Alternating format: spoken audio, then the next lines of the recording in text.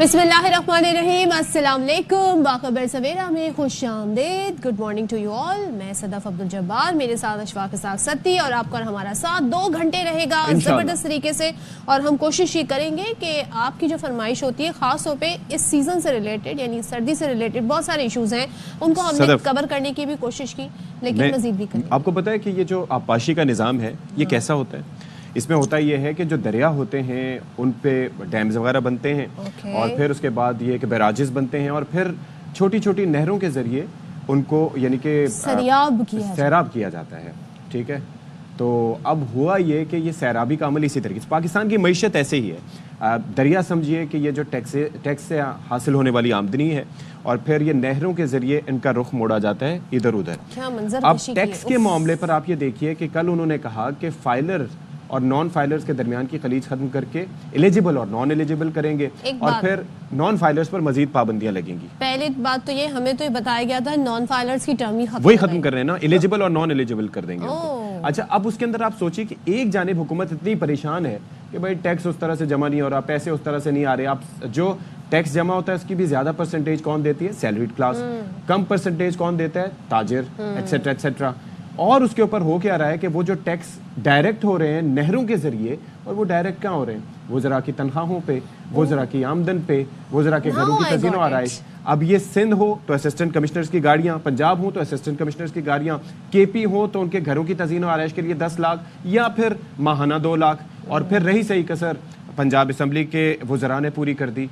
तो मैं सिर्फ हैरान हो रहा हूँ कि हम ये आखिर मसला है क्या? मतलब अवाम जब टैक्स देते हैं, आप किसी भी मुल्क में जाके टैक्सेशन का अगर निज़ाम देखें तो उसमें यही है कि जब अवाम टैक्स देते हैं तो उस टैक्स के पैसे से अवाम के ही कहते हैं ना मसाइल हल होते हैं। ट्रांसपोर्टेशन सिस्टम होता है, सेहत की सहूलियात दी जाती है, फ्री एजुकेशन दी जाती है, क्या कुछ नहीं दिया जाता।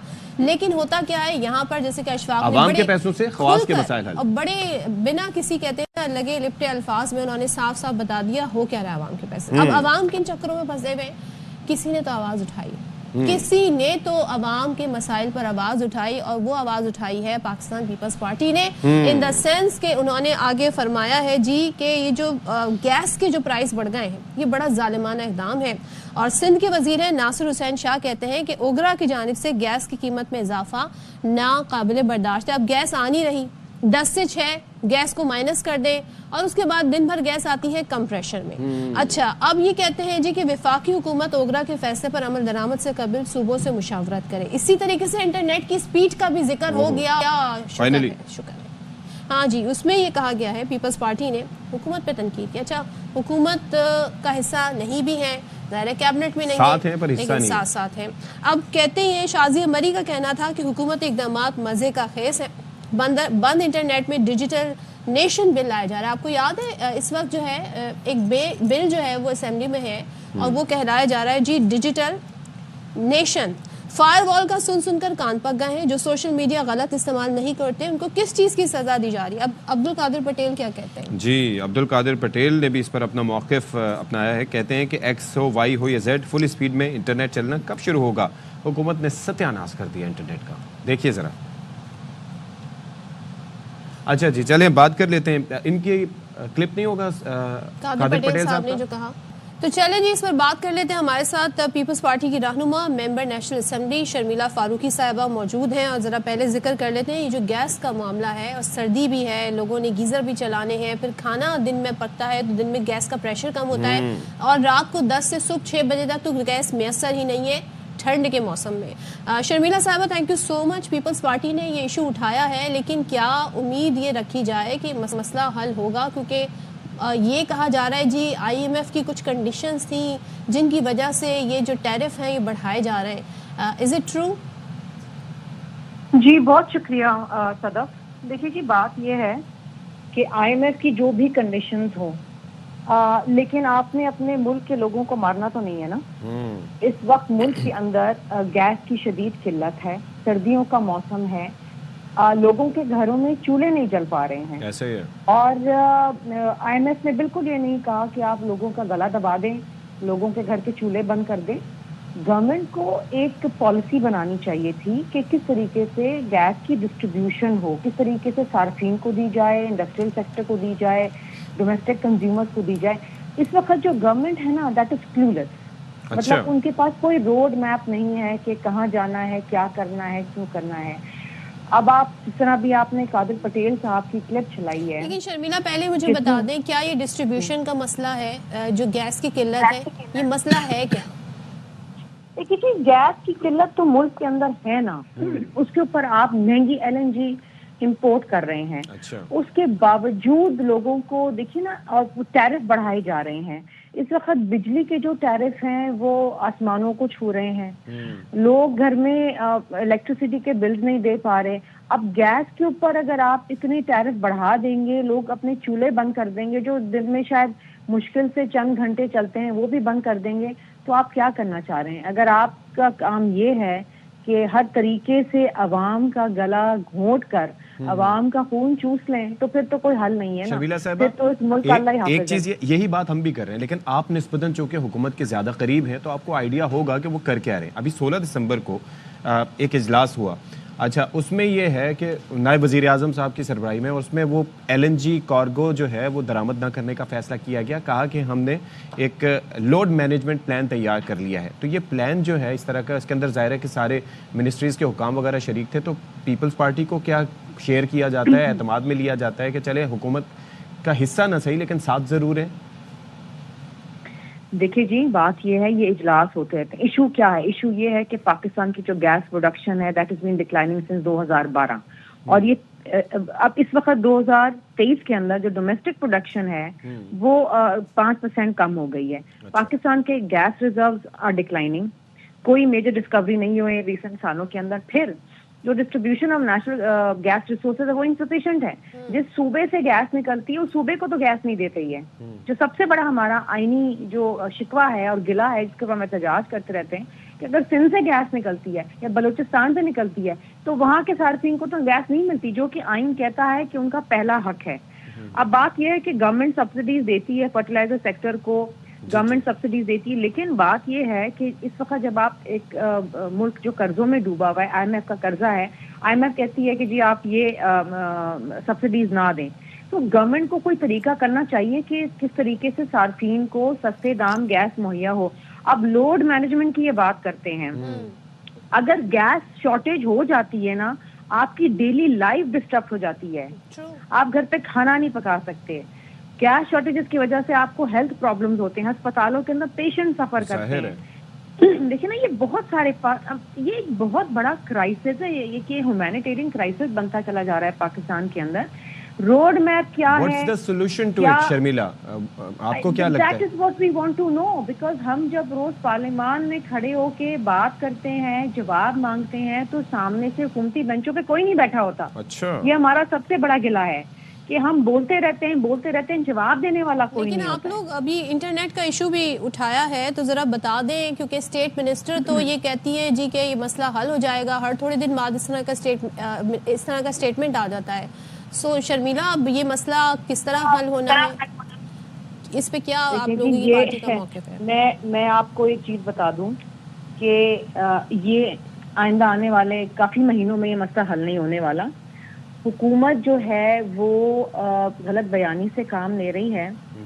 इनके पार्लिमानी सेक्रेटरी जो हैं वो एतराफ़ कर चुके हैं कि जी सिक्योरिटी रीजंस की वजह से इंटरनेट की बंदिश की गई है।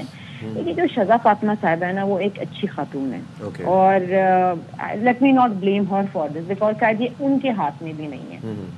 उनके हाथ में बटन स्विच नहीं है कि वो खोल दें और वो बंद कर दें। बेचारी एक कॉम्पिटेंट अच्छी वजीर है, वो बेचारी खामखा इस सारे रिगमरोल में फंस गई हैं। अब इशू क्या है? कल मेरा एक सवाल था जो कि आया नहीं हाउस के अंदर, लेकिन उसमें PTI कहती है कि जी पाकिस्तान में इंटरनेट की डिस्ट्रप्शन से कोई नुकसान नहीं हुआ। हालांकि स्टेटिस्टा एक कंपनी है जो जर्मन ऑनलाइन एक्सपर्टीज है उसकी डेटा कलेक्शन में, उनका कहना यह है कि पाकिस्तान को $237.6 मिलियन का नुकसान हुआ है।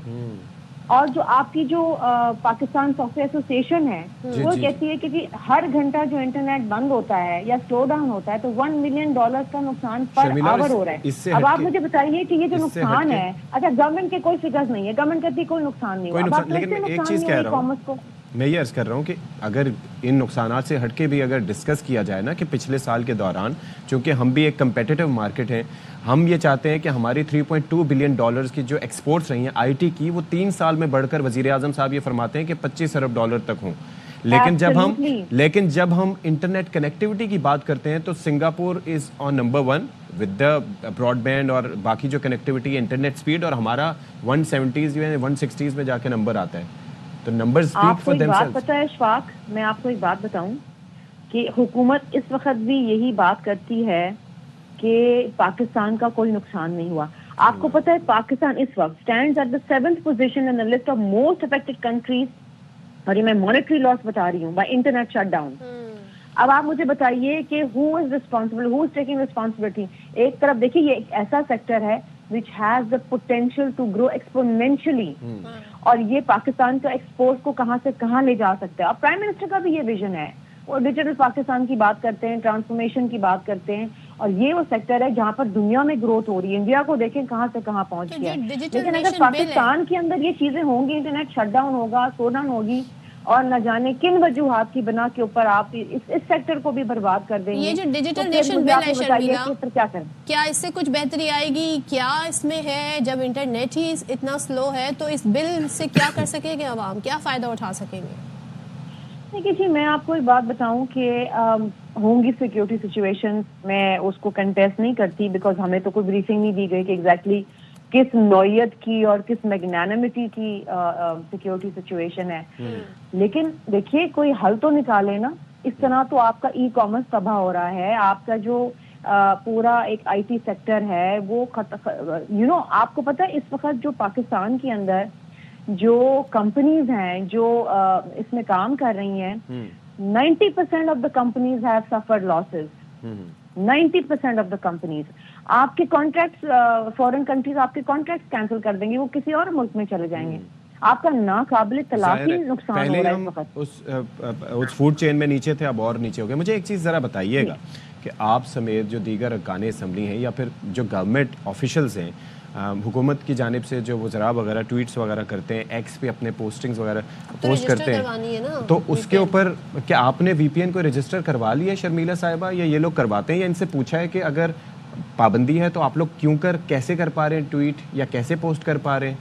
اشفاق, کوئی جواب دینے والا ہو تو کسی سے بات کرے نا. ہم تو کھڑے ہو کے اسمبلی کے اندر روز بات کرتے ہیں, لیکن خالی بینچز سے. مسئلہ یہ جو میری فرسٹریشن ہے اس وقت جو میں آپ سے بات کر رہی ہوں وہ یہ ہے کہ ہم جب کھڑے ہوتے ہیں بات کرنے کے لیے, وزراء آتے ہیں, 1-2 وزراء آتے ہیں جب ان کا دل چاہتا ہے, وہ آتے ہیں اپنا کوئی قانون سازی وہ کراتے ہیں اور چلے جاتے ہیں. جب ہم بات کرنے کی باری آتی ہے, حکومت سے سوال جواب کرنے کی باری آتی ہے, تو no one is present. That is the problem. کس سے بات کریں؟ اب پاکستان کا پارلیمنٹ, قومی assembly is the highest forum جہاں پر ہم بات کر سکتے ہیں. آپ کو پتا ہوگا پیپلز پارٹی کے دور میں یوسف رضا گیلانی صاحب وزیر اعظم تھے, وہ ہر روز آ کے پارلیمنٹ کے سیشن میں بیٹھتے تھے اور جواب دیتے تھے پالیسی کے اوپر. وزراء بیٹھتے تھے, پرائم منسٹر بیٹھتا تھا تو وزراء بیٹھتے. لیکن شرمیلا صاحبہ میں ایک چیز جاننا چاہ رہا ہوں, ہم نے تو پرائم منسٹر صاحب کو بجٹ میں دیکھا, پھر ہم نے 26ویں ترمیم میں دیکھا. اس کے علاوہ آپ نے شہزاد فاطمہ کے حوالے سے کہا کہ شی از اے نائس لیڈی, لیکن ان سے انٹریکشن تو آپ کی ہو جاتی ہوگی. یہ خود کیسے یوز کر رہے ہیں یہ ایکس, اگر پابندی ہے سب پہ, یا وی پی این یہ لوگ رجسٹر کرا چکے ہیں جیسے آپ اور ہم یوز کر رہے ہیں وی پی این لگا کے؟ ویری انٹرسٹنگلی ان کا ایک بیان بھی بڑا جو ہے وائرل ہوا تھا جس میں وہ یہ کہہ فرما رہی ہے کہ صرف 2% پاکستانی ٹویٹر یوز کرتے ہیں. تو اگر 2% بھی یوز کرتے ہیں تو کیا کسی بھی طریقے سے جسٹیفائی ہے کہ جی کوئی اس کا نقصان ایسا نہیں ہو رہا ہے؟ لیکن شرمیلا ایک چیز بتائیں, آپ لوگ اتنا بھرپور آپ لوگوں نے ساتھ دیا جب سے حکومت بنی, حکومت کے بننے سے لے کے ہر محاذ پر جو کہ چیلنجنگ تھے, 26ویں آئینی ترمیم اس میں بھی ہر ایشو پہ, لیکن اب وہ حکومت کے فیصلوں سے اگر آپ ڈیویٹ کرتے نظر آ رہے ہیں تو ساتھ تو اب بھی آپ ان کے بیٹھے ہیں. آپ کہہ رہے ہیں کوئی ہوتا ہی نہیں ہے جواب دینے والا, تو اگر وہ آپ کو جواب نہیں دیں گے, جو اتنے بڑے اتحادی ہیں جن کی وجہ سے حکومت ہے ان کی, تو پھر وہ کس کو جواب دیں گے؟ دیکھیے نا جی, ہمارے تو پھر اپنے بھی تو معاملات چل رہے ہیں پی ایم ایل این کے ساتھ, جو ہمارے ساتھ ایک تحریری معاہدہ کیا تھا, جو ان کو اپنے طرف سے جو وعدے پورے کرنے تھے وہ نہیں کرے. اس سے بھی ہم نے کمیٹی بنائی. دیکھیں نا, ہم تو بہت صبر و تحمل کرنے والی جماعت ہیں, ہم تو کوئی کرائسس نہیں چاہتے ہیں. ہم پھر بھی کہتے ہیں ڈائلاگ کریں, معاملات حل کریں, وہ بھی معاملات حل نہیں ہو رہے. ایوان میں کھڑے ہوتے ہیں, ایوان میں کوئی جواب دینے والا نہیں ہے. آپ مجھے بتائیے کہ اب کیا کریں, آئی مین اس سچویشن کے اندر. لیکن جو ایک حیرانگی والی چیز ہے وہ یہ ہے کہ دیکھیے ایونچولی تو کسی دن آپ نے الیکشن میں دوبارہ جانا ہے نا, اس پرفارمنس کے ساتھ دوبارہ الیکشن میں جانا پی ایم ایل این کے لیے بہت بڑا مسئلہ بن جائے گا. شرمیلا صاحبہ, will you be able to distance yourself from the government اگر الیکشنز آگے ہوتے ہیں؟ بیکاز یہ بات ٹھیک ہے آپ کہہ رہی ہیں کہ یہ بڑی ایک باریک سی اٹس اے فائن لائن کہ جب آپ کہتے ہیں کہ ہم حکومت کا حصہ نہیں ہے, حکومت کے ساتھ ہیں, الیکشن کے ٹائم پہ تو ہو ہی جائیں گے نا ڈسٹینس, ہاں اس وقت تو ہو جائیں گے اسٹیٹمنٹ چینج, لیکن پیپل انڈرسٹینڈ دیز تھنگز. وہ کہتے ہیں کہ آپ تھوڑا سا سخت موقف آپ کو لینا ہوگا شرمیلا صاحبہ, آپ کو, آپ کی جماعت کو. دیکھیے جی, ہم حکومت کو اندھا دھند ان کا ساتھ نہیں دیتے. ابھی آپ نے دیکھا ہوگا کہ 2-3 روز قبل پہلے ڈیجیٹل پاکستان قانون جو ہے وہ پارلیمان میں پیش کیا گیا. وہ اگلے ہی دن صبح میٹنگ رکھ دی گئی اسٹینڈنگ کمیٹی کی کہ اس کو پاس کر دو. ہم اسٹینڈنگ کمیٹی کے آئی ٹی کے ممبرز ہیں, ہم نے پاس نہیں ہونے دیا. ہم نے کہا اس بل کے اوپر ڈیلیبریشن ہوگی, اس بل کو ہم کنسیڈر کریں گے, کلاز بائی کلاز ہم اس کو دیکھیں گے, پڑھیں گے. 2 میٹنگز ہو چکی ہیں. حکومت تو چاہتی تھی کہ اس کو پاس کرا کے پھر پارلیمان میں لائیں اور اس کو ایکٹ بنا دیں, لیکن اگین اس بل کے نا بھی بہت سارے ایشوز ہیں. ایک اتھارٹی بن رہی ہے, اتھارٹی کے ساتھ ایک کمیشن بن رہا ہے, کمیشن کے اوپر ایک اوور سائٹ کمیٹی بن رہی ہے. اب نہ جانے کس بابو کو وہاں پر لگانا چاہتے ہیں. دیکھیں نا, ایک طرف ایک ملک کے اندر آپ کو آپ ڈاؤن سائزنگ اور رائٹ سائزنگ کر رہے ہیں, دوسری طرف اتھارٹی بنا رہے ہیں. ویسے ہی نیپرا جو ہے وہ پاور ڈویژن سے لڑ رہی ہوتی ہے, ایک اور اتھارٹی آ جائے گی ڈیجیٹل اتھارٹی, وہ آئی ٹی منسٹری سے لڑ رہی ہوگی. تو دیکھیے نا, اگر آپ قانون سازی کرتے ہیں تو آپ عوام کی بہتری کے لیے کریں. بھائی جو بھی اتھارٹی ہو سرویلنس اسٹیٹ نہ بنائیں, ہو کہ جس کے پاس بٹن ہو, وہ لیڈر عوام کے سامنے آ کے یہ نہ کہے کہ جی ہمارے پاس بٹن نہیں ہے, ہم کیسے کر رہے ہیں, یا اس کے پاس معلومات ہی نہ ہو, یا وہ بھی جو ہے وہ عوام کی طرح وی پی این یوز کر رہی ہو. Thank you so much Sharmila صاحبہ for your time. At least بتائیں تو صحیح نا, بتائیں تو صحیح. اور وہی بات کہ اگر ڈسٹینس ہونا ہی ہے پارٹیوں نے جو آج اتحادی ہیں, تو وہ اگر الیکشن کے ٹائم پہ ڈسٹینس کریں گے تو پھر تو سمجھ آ جائے گی نا آپ کی سیاست کیا ہے. کہ بھائی اب آپ نے سوچ لیا کہ اب یہ نیریٹو بکنا نہیں ہے, اب ہمیں جا کے عوام کو بتانا ہے کہ دیکھیں جی ہم تو ان کے ساتھ تھے, لیکن ہم ان کی اس پالیسیوں سے اتفاق نہیں کرتے تھے, لیکن جب وہ پالیسیاں امپلیمنٹ ہو رہی تھیں تب ہم ساتھ تھے, تب ساتھ تھے. یہ بڑا ایک فائن لائن ہے نا, مطلب کہ آپ ایک دم اپنے آپ کو ڈسٹینس کر لیا اور ایک دم جو ہے وہ اس وقت P M L N is taking all the blames. حالانکہ آپ دیکھیں کہ صدر مملکت کا عہدہ آپ دیکھ لیجئے, پھر اس کے بعد گورنرشپ دیکھ لیں, ایٹسیٹرا ایٹسیٹرا, کے پی کے گورنر, پنجاب کے گورنر, کمال ہے. بالکل. بہرحال کہتے ہیں نا, اگر معاملات کو حل کرنے کی کوشش کی جائے تو پھر مل بیٹھ کے بہت سارے ایشوز حل کیے جا سکتے ہیں, اور ظاہر ہے کہ عوام میں گڈ ول بھی بڑھے گی. چلیں جی, اب ذرا آ جاتے ہیں وہ موسم جس کے اثرات مجھ پہ کافی زیادہ پڑے کمپیریٹیولی. یس الحمدللہ I am feeling much better. لیکن یہ ہے کہ یہ اثرات آپ سوچیں کہ کچھ نہ ہونے پہ یہاں پر آ رہے ہیں, اور میرے خیال میں یہ موسم سے زیادہ خشک سردی اور یہ اچانک چلنے والی یخبستہ ہواؤں کے اثرات ہیں, اور پھر اس سے انسان متاثر ہوتا ہے. پلس ڈرائی ویدر, پھر یہاں پر جو جگہ جگہ آپ دیکھیں, آپ نے بھی دیکھے ہوں گے کنسٹرکشن کے کام چل رہے ہیں, کنسٹرکشن کیا سوری یہ روڈ ریپیئرنگ کے نام پر یہ جو سوئی گیس والی اپنے لائنیں بچھا رہے ہیں. I just wonder Ashfaq, some times لوگ جو ہے کہیں پہ بھی آگ جلا دیتے ہیں. پنجاب میں ہم نے دیکھا because of smoke, because of green smart lockdown, اس کی وجہ سے سختی ہو گئی کہ کہیں پہ لوگ اس طریقے سے لکڑیاں آگ نہیں جلائیں گے. لیکن کراچی یا پورے ہم سندھ کی بات کر لیں, کیا یہاں پر اس طرح کا کوئی لا ہے جس پہ کوئی نمبر ہے جس پہ آپ کال کر کے بتا سکیں؟ ٹائر جلانا باعث فخر سمجھا جاتا تھا احتجاج کے دوران, اور ٹائر سے نکلنے والا کاربن اور نہ جانے, جی جی جی جی ابھی بھی ہوتا ہے بھائی. اور وہ ٹائر سے سوچیں نکلنے والا دھواں, میں یہ کہتا ہوں کہ اگر اس کی کثافت کو میجر کیا جائے, جو PM 2.5 پارٹیکلز ہوتے ہیں, پارٹیکولیٹ میٹر جس کی ہم بات کرتے ہیں, تو میرے خیال میں وہ 2000-2500 کراس کرے گا. اتنا زیادہ پولوشن ہوتی ہے اس میں. اور اس کے بعد جو وہاں پہ کہتے ہیں نا سارا میس کریٹ ہوتا ہے, وہ جو ہے پھر وہ آپ اس سے نمٹتے رہیں, یہ بڑے مسائل ہیں. اس کے لیے مجھے بتا دیں, لکڑی کی پیٹیاں یہ جو فروٹس والی ہوتی ہے نا صدف, آپ کو پتہ ہے اس کا مسئلہ کیا ہوتا ہے؟ ہم جیسے لوگ 5 پنکچرز اپنی گاڑی میں ٹائر میں لگوا رہے ہوتے ہیں, تو یہ مسائل ہیں نا, بہت مشکل ہے. بندہ سڑکیں اتنی پرخطر ہیں, اس میں مسائل یہ.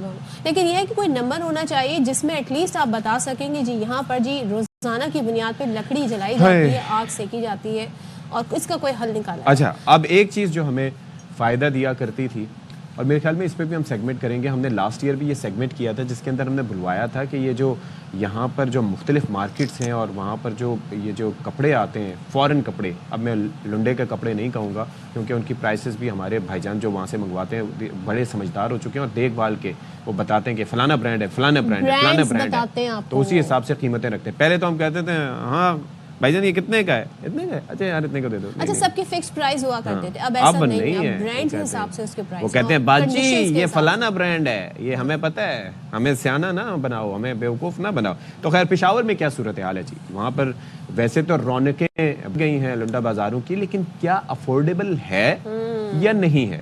تو نواب شیر اس پر مزید بتا رہے ہیں. پشاور میں سردی کی شدت میں اضافے کے ساتھ ہی شہریوں نے لنڈے بازاروں کا رخ کر لیا, جہاں شہری گرم ملبوسات خریدنے کے ساتھ مہنگائی کا رونا بھی رو رہے ہیں. یہ مارکیٹ اس طرح ہے کہ اس میں برانڈڈ مال ہے لیکن تھوڑا یوز مال ہوتا ہے, لوگوں کو مطلب وہ آسان ملتا ہے, اس لیے بہت رش ہوتا ہے کباڑ کے مال پہ. میں خود بھی ادھر آیا ہوں. مہنگائی اور ٹیکسز نے لنڈے بازار کو بھی اپنے لپیٹ میں لیا ہوا ہے, جس کے باعث لنڈے کے مختلف اشیاء کی قیمتیں پچھلے سال کے مقابلے میں دگنی ہو گئی ہے. مال جب پہلے آ رہا تھا تو اتنا ٹیکس نہیں تھا, ادھر سے مہنگا آتے ہیں, ادھر لوگ وہی 2 سال 3 سال پہلے والے قیمت بتاتے ہیں. حکومت نے ٹیکس لگائے ہوئے کہ لنڈا یہاں ہمیں تک پہنچتے نا عام عوام کے خریدنے سے باہر ہے, اور بازار کاروبار بالکل نہیں ہے. لنڈا بازار غریب اور متوسط طبقے کے لیے کسی نعمت سے کم نہیں, جہاں وہ دیگر بازاروں کی نسبت کم قیمت میں گرم ملبوسات خرید لیتے ہیں. کیمرہ مین ارشد خان کے ساتھ نواب شیر, ARY نیوز, پشاور. چلے جی, اب آپ نے دیکھ لیا یہاں پر بھی مہنگائی ہے, لیکن جو اچھے کہتے ہیں نا جن کو ساری سکلز آتی ہیں شاپنگ کرنے کی, وہ پھر بھی اچھا سٹف نکال کے لے آتے ہیں کم قیمت, اور بارگیننگ بھی کروا لیتے ہیں. بارگیننگ پاور بھی ان کی اچھی ہوتی ہے. چلیں جی, وقت ایک بریک کا, بریک کے بعد آتے ہیں.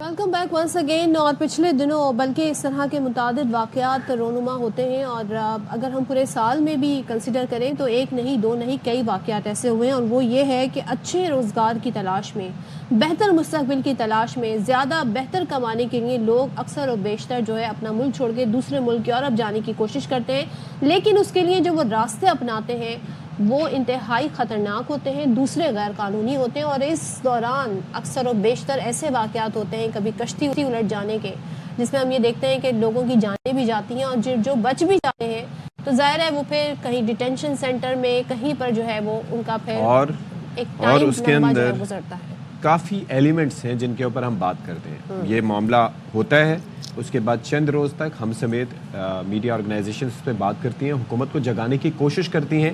ہمیں بتایا جاتا ہے کہ جی وزیر اعظم صاحب بہت زیادہ متحرک ہیں, اس بار کسے نو نہیں چھڑنا, اس بار تے گلی مک جائے گی, اس بار تو سارے نیٹ ورک بے نقاب ہوں گے, ایجنٹ پکڑے جائیں گے. اور آپ یہ سوچئے کہ صرف چند مہینے کی بات ہوتی ہے, اس کے بعد پھر راوی چین ہی چین لکھ رہا ہوتا ہے, اور حکومت بھی سب بھول جاتی ہے کہ یہ جانے والے کسی کے بچے ہیں, جان دیو نہیں کی مسئلہ ہے. یہ بس میرے خیال میں سوچ ہوتی ہے. اور FIA جو ادارہ ایسے لوگوں کی ہیومن ٹریفکنگ کہیں اس کو یا پھر کیا کہیں, اور ایسے ایجنٹس جو اس میں ملوث ہوتے ہیں جو کہ 20 سے 25 لاکھ روپے یا 30 لاکھ روپے لے کر ان بچوں کو بھیجتے ہیں. اور خاص طور پر ان کو بھی سوچنا یہ چاہیے والدین کو کہ اگر قانونی طریقہ نہیں ہے, اگر کوئی پراپر وے نہیں ہے, اگر کشتیاں اور اس طریقے کی وہ فائبر کی میرے خیال میں یہ بنی ہوئی کشتیاں یا جس بھی طرح کی ہوتی ہیں, ان کے ذریعے محبوس کر کے ان کو لے جایا جاتا ہے, تو ان کو خود بھی یہ سوچنا چاہیے کہ پیسہ تو چلو ڈوب گیا, لیکن اولاد ڈوب گئی تو وہ کہاں سے لائیں گے. اشفاق, مسئلہ یہ ہے کہ جو باہر بیٹھے ان کے دوست احباب ہوتے ہیں وہ اتنا ایک روزی پکچر دکھاتے ہیں, وہ کہتے ہیں جی ہم آ گئے, تم بھی آ جاؤ گے, تھوڑا سا مسئلہ ہوگا, لیکن جب تم یہاں ایک بار آ جاؤ گے نا تو تمہارا اور تمہارا خاندان جو ہے وہ بڑی آسائش کے ساتھ زندگی گزارے گا. تو اس میں کیا ہوتا ہے, ماں باپ بیچارے ظاہر اتنا ان کو بھی آئیڈیا نہیں ہوتا, بہت سارے ایسے ایجنٹس ہوتے ہیں جو ان کو باقاعدہ ان کو کنونس کرتے ہیں کہ ہم نے اب تک اتنے ہزاروں لوگوں کو بھیجا ہے, تو آپ یہ کریں, اتنے پیسے ہمیں دے دیں, کیونکہ اس کا کنسرن ہوتا ہے میں نے پیسے کمانے, لیکن اس کے لیے آپ کا بچہ, آپ کا بھائی, آپ کا میاں, آپ کے گھر سے جو بھی جا رہا ہے اس کی جان خطرے میں پڑ جاتی ہے, اور ایسے واقعات رونما ہوتے ہیں.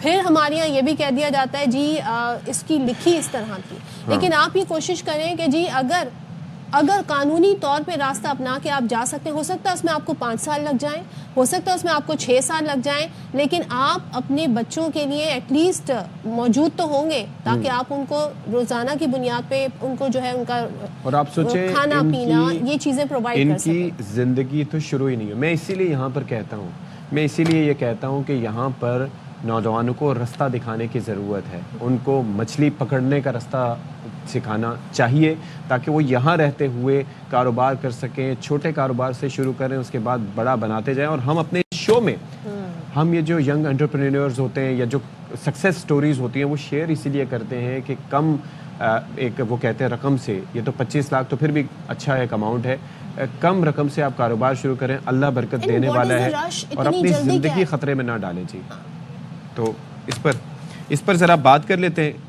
پہلے تو ہم ایک رپورٹ شامل کرتے ہیں. جی یہ جو ابھی حالیہ واقعہ پیش آیا ہے اس کے حوالے سے پہلے وہ رپورٹ دیکھیے، پھر ہم مزید بات کریں گے اس پہ. یونان کشتی حادثہ پنجاب کے کئی گھروں میں قیامت ڈھا گیا. سیالکوٹ کا 20 سال کا محمد سفیان اور 15 سال کا عابد آنکھوں میں یورپ جانے کا خواب سجائے گھروں سے نکلے. یونان میں سمندر کی بے رحم موجوں کی نظر ہو گئے. لواحقین کا کہنا ہے ایجنٹ مافیا نے یورپ لے جانے کے لیے بھاری رقم لی. لیبیا گیا، لیبیا سے وہ کشتی میں سوار ہو کے یونان میں ڈنکی لگانے کے لیے گئے. اسے اپیل ہے کہ ہمارے جو پیارا ہے اس کی جو ڈیڈ باڈی ہے وہ جلد از جلد ہمارے حوالے کی جائے. یونان میں لاپتہ وزیر آباد کے 2 بھائی وقاص اشرف اور وقار اشرف کچھ عرصہ پہلے عمان سے پاکستان آئے تھے. آبائی زمین فروخت کی، وہ اٹلی جانے کے خواہش مند تھے. خالزاد بھائی نے بتایا کہ وقاص اور وقار نے کشتی میں سوار ہونے سے پہلے میسج کیا تھا، اس کے بعد رابطہ نہیں ہوا. 6 دن پہلے آخری رابطہ ہوا ان کے ساتھ، ہم کشتی میں سوار ہونے لگے ہیں. اس کے بعد ہمارا رابطہ نہیں ہوگا. جٹ مافیا جو ہے وہ گھر کو تالا لگا کے نمبر بند کر کے غائب ہو گیا.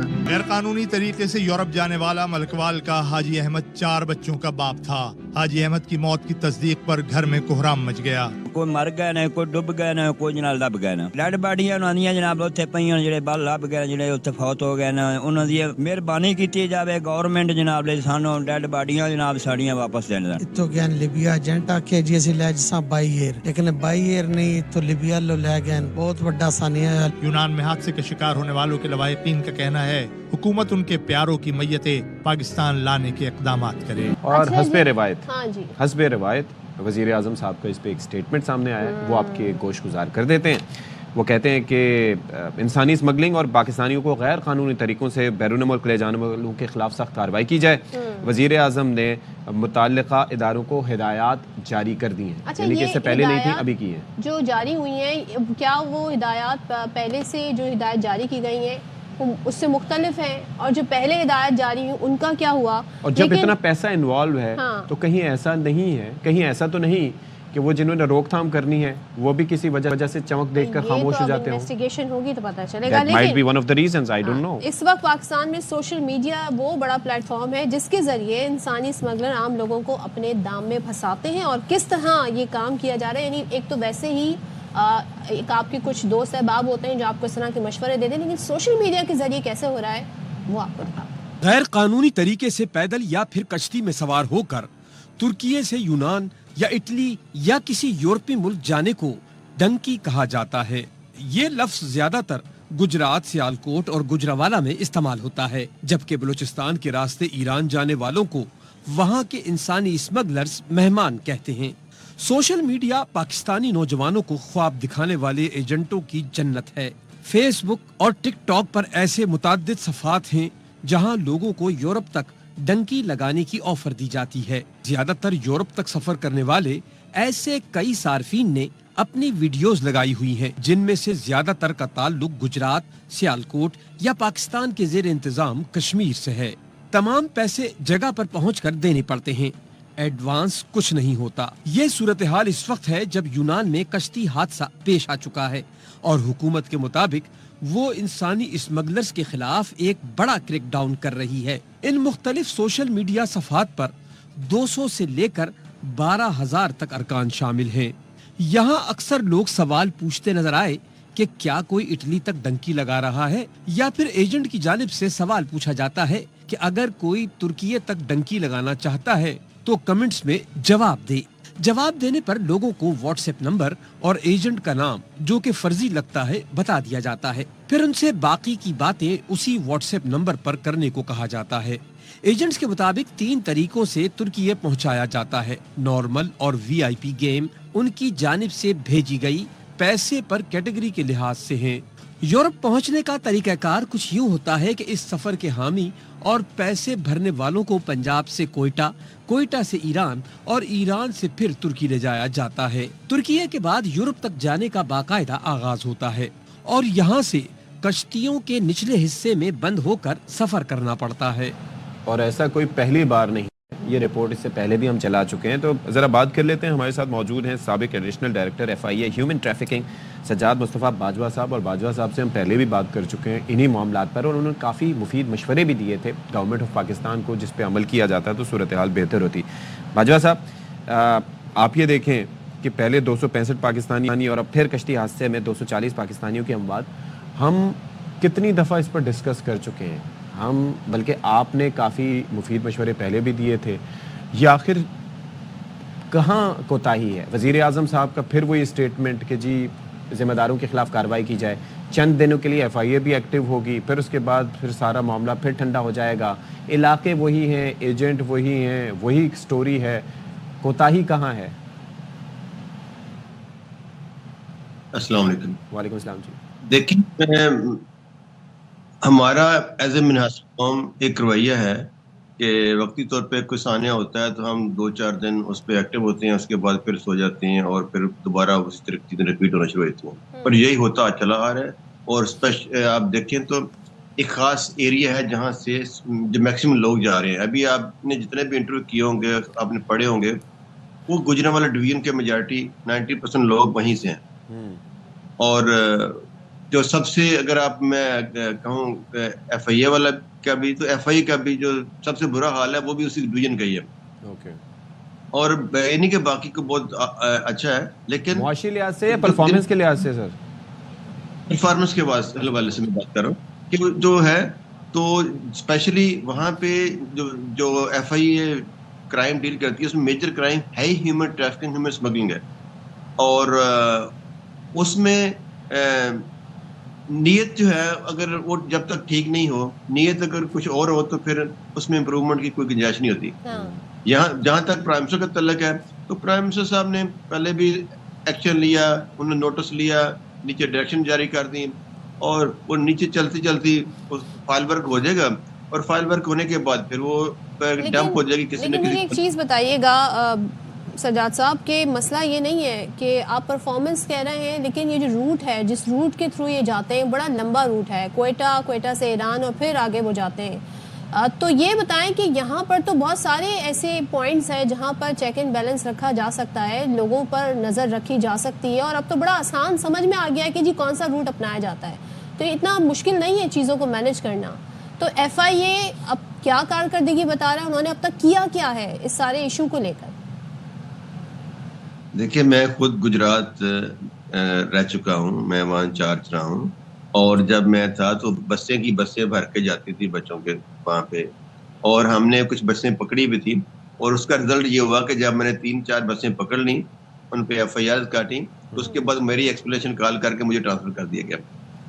आप इस अंदाजा लगा लें कि वहाँ पे हालात क्या है। और मेरे से पहले तो लिटरली वो एजेंट माफिया को जो दफ्तर है वो ठेके पर दिया हुआ था, और वही रन करते थे। एक ऐसे एजेंट का नाम था जो वहाँ ऑपरेट करता था 15-20 प्राइवेट लोगों के साथ, और किसी को वो लोग समझते थे कि FIA का कोई बड़ा अफसर है, तो वो एजेंट और जो अफसर थे, जी बिल्कुल, और वो अब भी उसी तरह हो रहा है। और जो लोग इन्वॉल्व होते हैं, उनकी प्रमोशनें भी होती हैं, उनको आगे अच्छी पोस्टिंग मिलते हैं, उनको सारा वो सपोर्ट करते हैं, और जो उनके आगे हर्डल होता है उसको हटा देते हैं। लेकिन सज्जाद साहब, इसका मतलब ये हुआ कि पिछली दफ़ा भी जब आपसे बात हो रही थी तो आप इसी जानिब निशानदेही कर रहे थे कि वज़ीर आज़म साहब अगर थोड़ा सा मज़ीद एक्टिव हो जाएं, उस पर तवज्जो दें तो सॉर्ट हो सकता है। लेकिन यहाँ पर मामला ये है कि जहाँ पर 30-30, 40-40, 50-50 लाख रुपए के रेट हैं मुख्तलिफ मुल्कों के, तो आई एम श्योर कि यहाँ पर हिस्सा दिए बगैर तो मामलात नहीं चलते होंगे। कोई मुफ्त में तो आंखें बंद नहीं करता। तो इसको कभी आज तक एक्सपोज क्यों नहीं किया जा सका, इस नेटवर्क को? دیکھیے ان کا نیٹ ورک اتنا اسٹرانگ ہے, ان کے پیچھے اتنی پاورفل جو ہے وہ بعض پولیٹیشین ہیں جن کو پی ایم بھی جو ہے وہ ناراض نہیں کر سکتے, اور ان کے خلاف جن کے خلاف پہلے بھی کوئی کمیٹی بنی, انکوائری ہوئی, ریکمنڈیشن ہوئی, ایسے افسران جن کا جو انوالو تھے جن کا سامنے آیا, تو ان کا کچھ بھی نہیں ہوا, اور میں نہیں سمجھتا کہ ابھی بھی کچھ ہوگا, تو مجھے لگتا بھی نہیں کچھ ہوگا. آپ تو بڑی مایوسی کی بات کر رہے ہیں. وزیر اعظم ہدایت دے رہے ہیں, کہتے ہیں سخت ایکشن لی جائے. انہیں اصل حقائق بتائے گا کون کہ ہو کیا رہا ہے اصل میں. ہدایت تو وہ دے دیتے ہیں, لیکن جنہوں نے کام کرنا ہے آپ تو ان کے اوپر ہی شک و شبے کا اظہار کر رہے ہیں.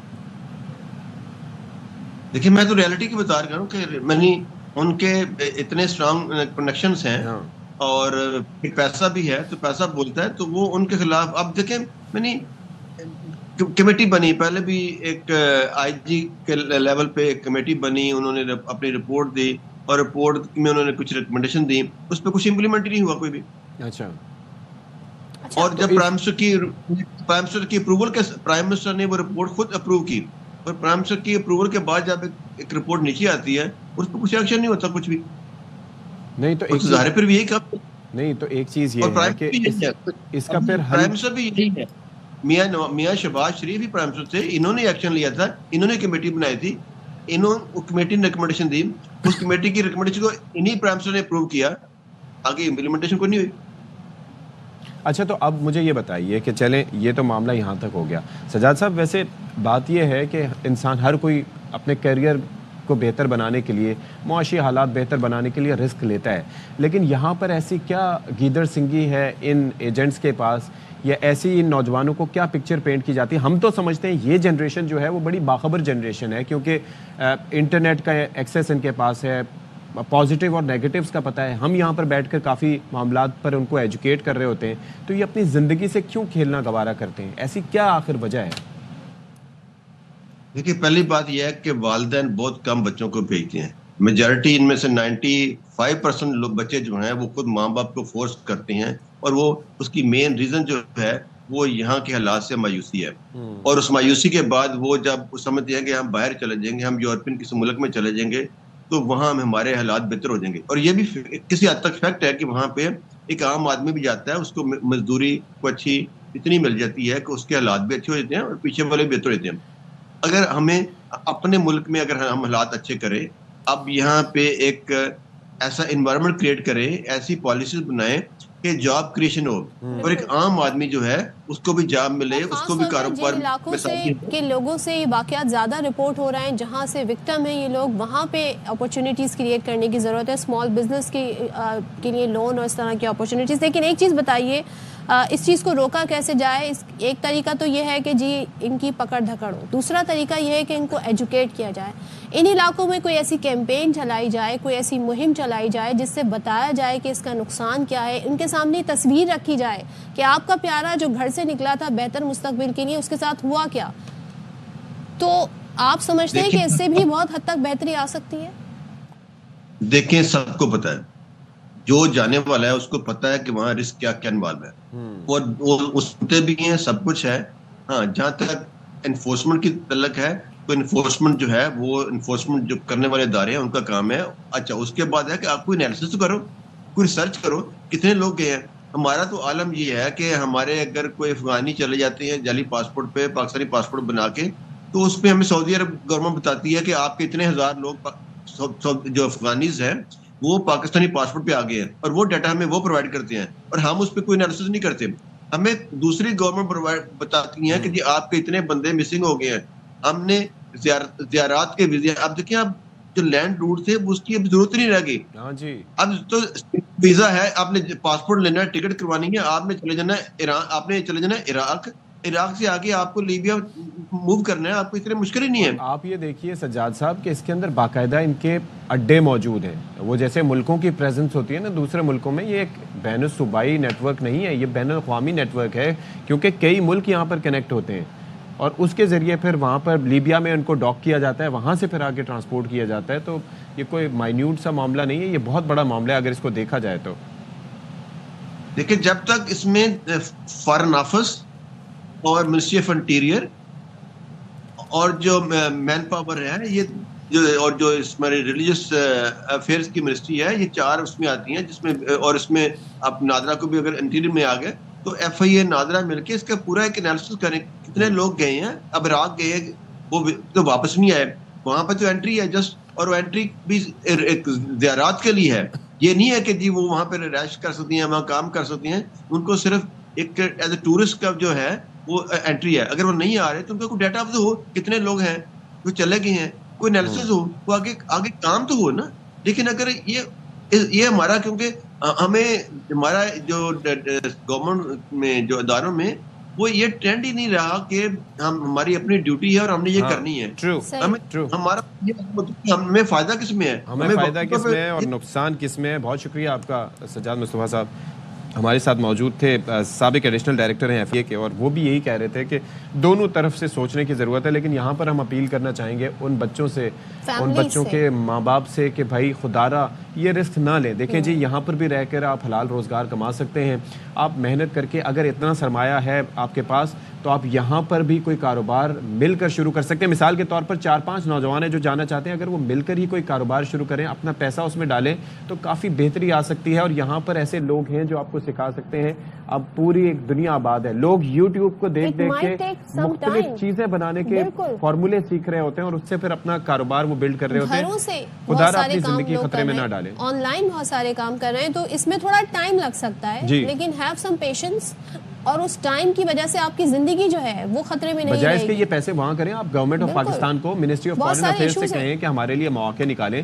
اور یہ جو ریجن ہے گجرانوالا گجرات، یہاں کے لوگ ماشاءاللہ بڑے ٹیلنٹڈ ہیں اور کہیں پر بھی جا کے اپنا لوہا منوا سکتے ہیں ٹیلنٹ کے ذریعے. بھائی وہاں خاص طور پہ جو وہاں سے سلیکٹ ہونے والے، منتخب ہونے والے جو ایم پی اے ہیں، جو ایم این اے ہیں، ان کو چاہیے کہ وہ ایشو ریز کریں. اور وہاں پر جس حال میں یہ جاتے ہیں، کنٹینرز میں بند ہو کے، سانس رکنے سے لوگوں کی موت ہوتی ہے، کشتیوں میں جب جاتے ہیں کس طریقے سے نچلے لیول پر ان کو رکھا جاتا ہے، وہاں پر نہ باہر آنے کی اجازت ہوتی ہے، نہ کہیں نکلنے کی اجازت ہوتی ہے، بدترین حالات میں، بدبو میں، غلاظت میں لتھڑے ہوئے پھر وہاں پر بتایا جاتا ہے کہ بس 1 سال کی بات ہوگی، اتنے عرصے کی ڈیٹینشن ہوگی، اس کے بعد پھر جو ہے نا زندگی بہتر ہو جائے گی. سو یہ جو ہے نا، یہ آپ نے سوچنا یہ ہے کہ پھر جو واقعات ہوتے ہیں، جو حادثات ہوتے ہیں، وہ بھی آپ کے سامنے ہے. ہم تو تمام تر ایشو، ساری پکچر آپ کے سامنے رکھ رہے ہیں. باقی آپ سمجھدار ہیں جی، فیصلہ آپ نے کرنا ہے. ایک بریک لیتے ہیں جی، بریک کے بعد آئیں گے.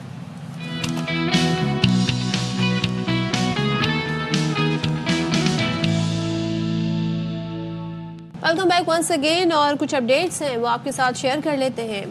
اقوام متحدہ میں نائب امریکی مندوب ہیں نیڈ پرائس، ان کی جانب سے پریس کانفرنس ہوئی اور اس میں ARY نیوز کی جانب سے سوال اٹھایا گیا کہ عالمی رہنما غزہ یوکرین میں امن قائم کرنے میں ناکام رہے، کیوں؟ تو اس کا جواب انہوں نے کیا دیا، اس کے لیے ہم بات کر لیتے ہیں. ہمارے جہانزیب علی ہمیں جوائن کر رہے ہیں، بتائیے گا جہانزیب اس سے متعلق. دیکھیں نیڈ پرائس اقوام متحدہ میں نائب امریکی مندوب ہیں، اور ان کی آج پریس کانفرنس میں میں نے یہی سوال کیا تھا کہ ایسی کیا وجہ ہے کہ اقوام متحدہ اور عالمی رہنما غزہ اور یوکرین میں امن قائم کرنے میں ناکام رہے ہیں. تو اس پر انہوں نے کہا کہ ہم سب کی خواہش ہے کہ اقوام متحدہ دنیا میں جنگوں اور تنازعات کے خاتمے کے لیے کامیابی کے ساتھ گفتگو کرے، لیکن بدقسمتی سے ایسا نہیں ہو سکا. انہوں نے یہ بھی کہا کہ امریکہ فلسطینی عوام کو انسانی بنیادوں پر ریلیف فراہم کرنے کی کوششوں میں شامل رہا ہے اور خطے میں اپنے شراکت داروں کے ساتھ مل کر اس مقصد کو حاصل کرنے کی ابھی بھی کوشش کی جا رہی ہے. انہوں نے کہا کہ دنیا کے 2/3 ممالک کو اکٹھا کر کے یہ واضح کیا ہے کہ بین الاقوامی برادری اس سے جارحیت کا مقابلہ نہیں کرے گی تو کیا ہوگا. نیڈ پرائس نے یہ بھی کہا کہ یہ خیال کہ ایک بڑا ملک اپنے چھوٹے پڑوسی کو دھونس دے سکتا ہے، ان معاملات کو میز پر لانا ہوگا. یہ وہی اصول ہیں جن کے خاتمے اور عالمی تعاون کو فروغ دینے کے لیے اقوام متحدہ اور دیگر اداروں کی بنیاد رکھی گئی تھی. انہوں نے کہا کہ ان اداروں سے عالمی امن اور سلامتی کی امیدیں تھیں. انہوں نے یہ بھی کہا کہ اقوام متحدہ نے بہت سے سیاق و سباق میں بہت سے مختلف طریقوں سے ایسا کیا ہے اور ان دونوں تنازعات کے خاتمے کے لیے ابھی بھی کوششیں جاری ہیں. ٹھیک ہے جہاں سے بہت شکریہ. اور اب ایک وقفہ لیں گے جی، وقفے کے بعد پھر حاضر ہوتے ہیں اور پھر دوبارہ سے شو کا آغاز کریں گے جی. بالکل، بریک کے بعد واپس آتے ہیں.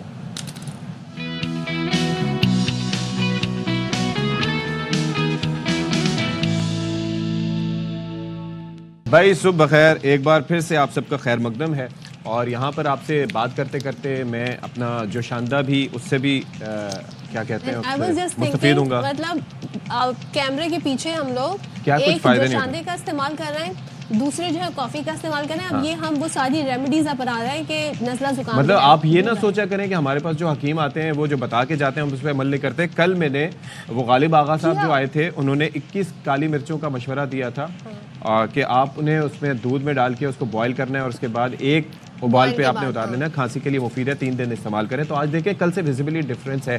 میں اور بھی کافی دوائیں یوز کر رہا ہوں. یعنی کہ آپ نے واقعات نا عمل کرا, میں نے ٹرائی کیا. ہاں نہیں میں نے ٹرائی کیا تھا because I am the affected person. تو کام آیا جی الحمدللہ, کافی فرق پڑا ہے. تو 3 دن تک یہ کرنا ہوگا. 21 کالی مرچیں آپ نے دودھ میں بوائل کرنی, ایک دفعہ ایک ابال پہ آپ نے اتار لینا ہے اور پھر اس کے بعد اللہ چھان کے پی لینا. 3 دن کرنا, اس کے بعد جو نتیجہ آئے گا تو آپ نے ہم سے شیئر کرنا ہے. ہم سے شیئر کیجیے گا, فیڈ بیک آپ دے سکتے ہیں. مجھے ایک گانا یاد آ گیا, وہ تھا نا, گائیے گا نہیں, اس آواز کے ساتھ پلیز گانا مت گائیے گا. ویسے صدف اور مجھ میں یہ چیز بڑی مشترک ہے کہ الحمدللہ ہم دونوں کی آواز ایسی نہیں ہے کہ ہم گا سکیں, لیکن ٹی وی پہ ویسے برداشت کرتے ہیں. آپ نے خود میری سنگنگ کبھی آپ نے سنی؟ ٹرائی کریں, چلیں. نہیں آپ یہ کہہ کیسے سکتے ہیں کیونکہ آپ نے میرے سامنے کنفیس کیا ہے. میں نے کنفیس کیا لیکن آپ نے خود سے تو نہیں دیکھا نا. سنا ہے میں نے ایک دفعہ. تو بہرحال میری بات سنیں. اب وہ گانا کیا تھا کہ نئے کپڑے بدل کر جاؤں کہاں اور بال بناؤں کس کے لیے, وہ شخص تو شہر چھوڑ گیا, میں باہر جاؤں کس کے لیے. تو یہ ہم جیسے لوگوں کے لیے, لیکن پھر بھی ہم بال کٹوا لیتے ہیں, بال بنا لیتے ہیں. ایسی بات نہیں ہے, بالوں میں کنگھی شنگھی کیا. لیکن آپ میری بات سنیں نا, وہ تو کرتے ہی ہیں نا اپنے لیے نہ صحیح, ٹی وی پہ آنے کے لیے صحیح. تو ڈونلڈ ٹرمپ صاحب جو کہ صدر ریاست ہائے متحدہ امریکہ, انہوں نے لیا ہے نیا ہیئر کٹ. بھائی he has reason to do that because اب یہ نو منتخب صدر ہیں امریکہ کے اور جنوری میں انہوں نے حلف اٹھانا ہے. تو بھائی نیا عہدہ تو نیا ہیئر اسٹائل. کیا اچھا مجھے ویسے وہ پرانا ہیئر اسٹائل اچھا لگتا تھا. ایک تو چیز ہوتی ہے نیا ہیئر اسٹائل سے یوز ٹو ہونے میں بھی ٹائم لگتا ہے, لیکن یہ کہ اس میں ہی یوز ٹو لک ٹرمڈ اپ, کیونکہ بال بڑے ہوتے تھے تو اس کی وجہ سے تھوڑا سا. ان کے جو مشیر ہیں نا, ان کے جو پورا ایک ساتھ اسٹاف ہوگا وہ انہیں مشورے دے دے گا. اور ڈونلڈ ٹرمپ صاحب کو میڈیا کو اٹریکٹ کرنا, ہیڈ لائنز میں آنا, ادر دین پالیٹکس, انہیں بڑے اچھے طریقے سے آتا ہے. تو ڈونلڈ ٹرمپ صاحب کا ایک یہ ہیئر اسٹائل ہے, ہو سکتا ہے یہ موسم کا بھی تقاضا ہو. اور آپ یہ دیکھیں کہ وہ میں نے ایک کارٹون بھی دیکھا تھا, کارٹون جو ایئر فورس 1 کا بنایا تھا انہوں نے, تو اس کے اوپر بھی انہوں نے آگے صدر ٹرمپ کی بالوں والی تصویر پوسٹ کی تھی. اور کیا زبردست بال ہوا کرتے تھے کہ ایک سائڈ سے ہوا چلنے کے دوران دوسری سائڈ پر جس طرح سے وہ موو ہوا کرتے تھے, تو کافی اس پر ڈسکشن بھی ہوتے تھے. اچھا یہ اب لوگ خود ہی فیصلہ کر لیں کہ انہیں پچھلا ہیئر اسٹائل پسند تھا یا جو کرنٹ ہیئر اسٹائل ہے وہ پسند ہے. تو آئی تھنک امریکنز جو ہیں وہ اس پر بڑی رائے بھی دے سکتے ہیں اور دے بھی رہے ہوں گے. لیکن چلیں ایٹ لیسٹ کہ وہ ہیئر اسٹائل بنا سکتے ہیں, ٹھیک ہے, تو یہ بھی ایک بڑی بات ہے. مطلب کئی لیڈرز ہوتے ہیں نہیں بنا سکتے, کئی لوگ نہیں بنا سکتے ہیئر اسٹائل. ضروری تھا آپ نے مینشن کر. آپ جو ہے نا اپنے نزلہ زکام کو بھگائیں. میں یہاں پہ ذرا بتاتی ہوں جی, عوام کی بات کر لیتے ہیں ایک بار پھر سے. اور ہم مہنگائی کے ایشو کو کیسے بھول سکتے ہیں. روزانہ کی بنیاد پہ پچھلے دنوں کل ہی بتا رہے تھے کہ انڈے کی جو اس وقت قیمت ہے وہ کیا ہوئی ہوئی ہے, درجن بھر. اور ماشاءاللہ اس میں بڑی یونٹی ہے, ہر شہر میں یکساں پرائس ہمیں نظر آ رہا ہے. واٹس ایپ پہ ریٹس جاتے ہیں نا یوں, بڑا آرگنائزڈ قسم کا معاملہ ہے. لیکن یہاں پر وزیر خزانہ محمد اورنگزیب نے مہنگائی ہونے کا اعتراف کر لیا ہے. کہتے ہیں عوام کو جو ہم فائدہ پہنچانا چاہتے تھے وہ فائدہ پہنچ نہیں پا رہا. یعنی کہ وہ سوال جب ہم اٹھاتے ہیں کہ جب آپ کہتے ہیں جی کہ مہنگائی بڑھنے کی جو رفتار ہے, جو اس کی شرح ہے وہ کم ہوئی ہے, لیکن ہم پوچھتے ہیں کہ بھائی اس کا فائدہ عوام کو کہاں ہو رہا ہے. تو اس کا اعتراف ایک طریقے سے کر لیا ہے وزیر خزانہ نے. کہتے یہ ہیں کہ ہم بھی مانیٹر کریں گے. مہنگائی کی وجہ بتاتے ہوئے انہوں نے یہ کہا کہ مرغی اور دال مڈل مین کی وجہ سے مہنگی ہے. اور برآمدی شعبے میں مثبت رجحان ہے. معاشی میدان میں اہم کامیابیوں کا سلسلہ ویسے جاری ہے. اور اسٹاک مارکیٹ نئی سے نئی تاریخ رقم کر رہی ہے, یہ بھی بتایا جاتا ہے. لیکن وہ تاریخ تو جاری ہوتے ہیں, اوپر رقم کہیں اور جاری ہوتی ہے اور عوام کے پاس کچھ نہیں ہوتا. لیکن بہرحال وزیر خزانہ نے کیا فرمایا آپ کو ذرا دکھاتے ہیں. یہ تو ہے ہی. دوسرا جو نان فائلرز یا پھر نان ایلیجیبل پیپل جو ڈرافٹنگ اس کے لیے صدف اور میں ڈسکس کر رہے تھے, جس میں یہ پروپوز کیا گیا تھا کہ جو نان فائلر ہے یہ ٹرم ختم کر دی جائے, اس کی جگہ ان ایلیجیبل یا کچھ اور الفاظ استعمال کیے جائے.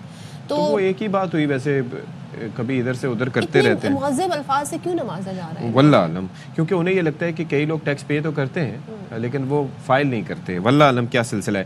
تو اس کے اندر بھی کافی ساری کچھ چیزیں ہیں کہ جی ایک حد سے زیادہ ٹرانزیکشن نہیں کر سکیں گے, بینک اکاؤنٹ نہیں کھول سکیں گے, 800 cc سے زائد گاڑیاں خریدنے پر پابندی ہوگی, ایٹسیٹرا ایٹسیٹرا, جائیداد خریدنے پہ بھی کچھ پابندیاں ہوں گی. تو اس پر بات کر لیتے ہیں. معاشی تجزیہ کار ڈاکٹر خاقان نجیب صاحب ہمارے ساتھ موجود ہیں. بہت شکریہ ڈاکٹر صاحب, آپ ہمارے ساتھ آتے ہیں, وقت نکالتے ہیں اور ہمیں ایکسپلین کر کے چیزیں جاتے ہیں. وزیر خزانہ صاحب کی اسٹیٹمنٹ کا میں ذرا تذکرہ کر لیتا ہوں. کہتے ہیں کہ جی مرغی اور دال مڈل مین کی وجہ سے مہنگی ہے. مجھے ایک چیز ذرا بتائیں کہ یہ باتیں اگر میں کروں, صدف عبدالجبار کریں یا اپوزیشن کرے یا پھر آپ بیٹھ کے کریں, آپ کا تو خیر اثر و رسوخ پھر بھی ہوگا کافی ماشاءاللہ, لیکن وزیر خزانہ یہ بات کریں یعنی کہ وہ رونا روئیں کہ جی مڈل مین یہ کرتا ہے, تو اس کو روکنا کس کی ذمہ داری ہے؟ میرے پاس نہیں ہے آن اینڈ آف کا. ہاں, بٹن کس کے پاس ہے, اس کا بٹن کس کے پاس ہے روکنے کا؟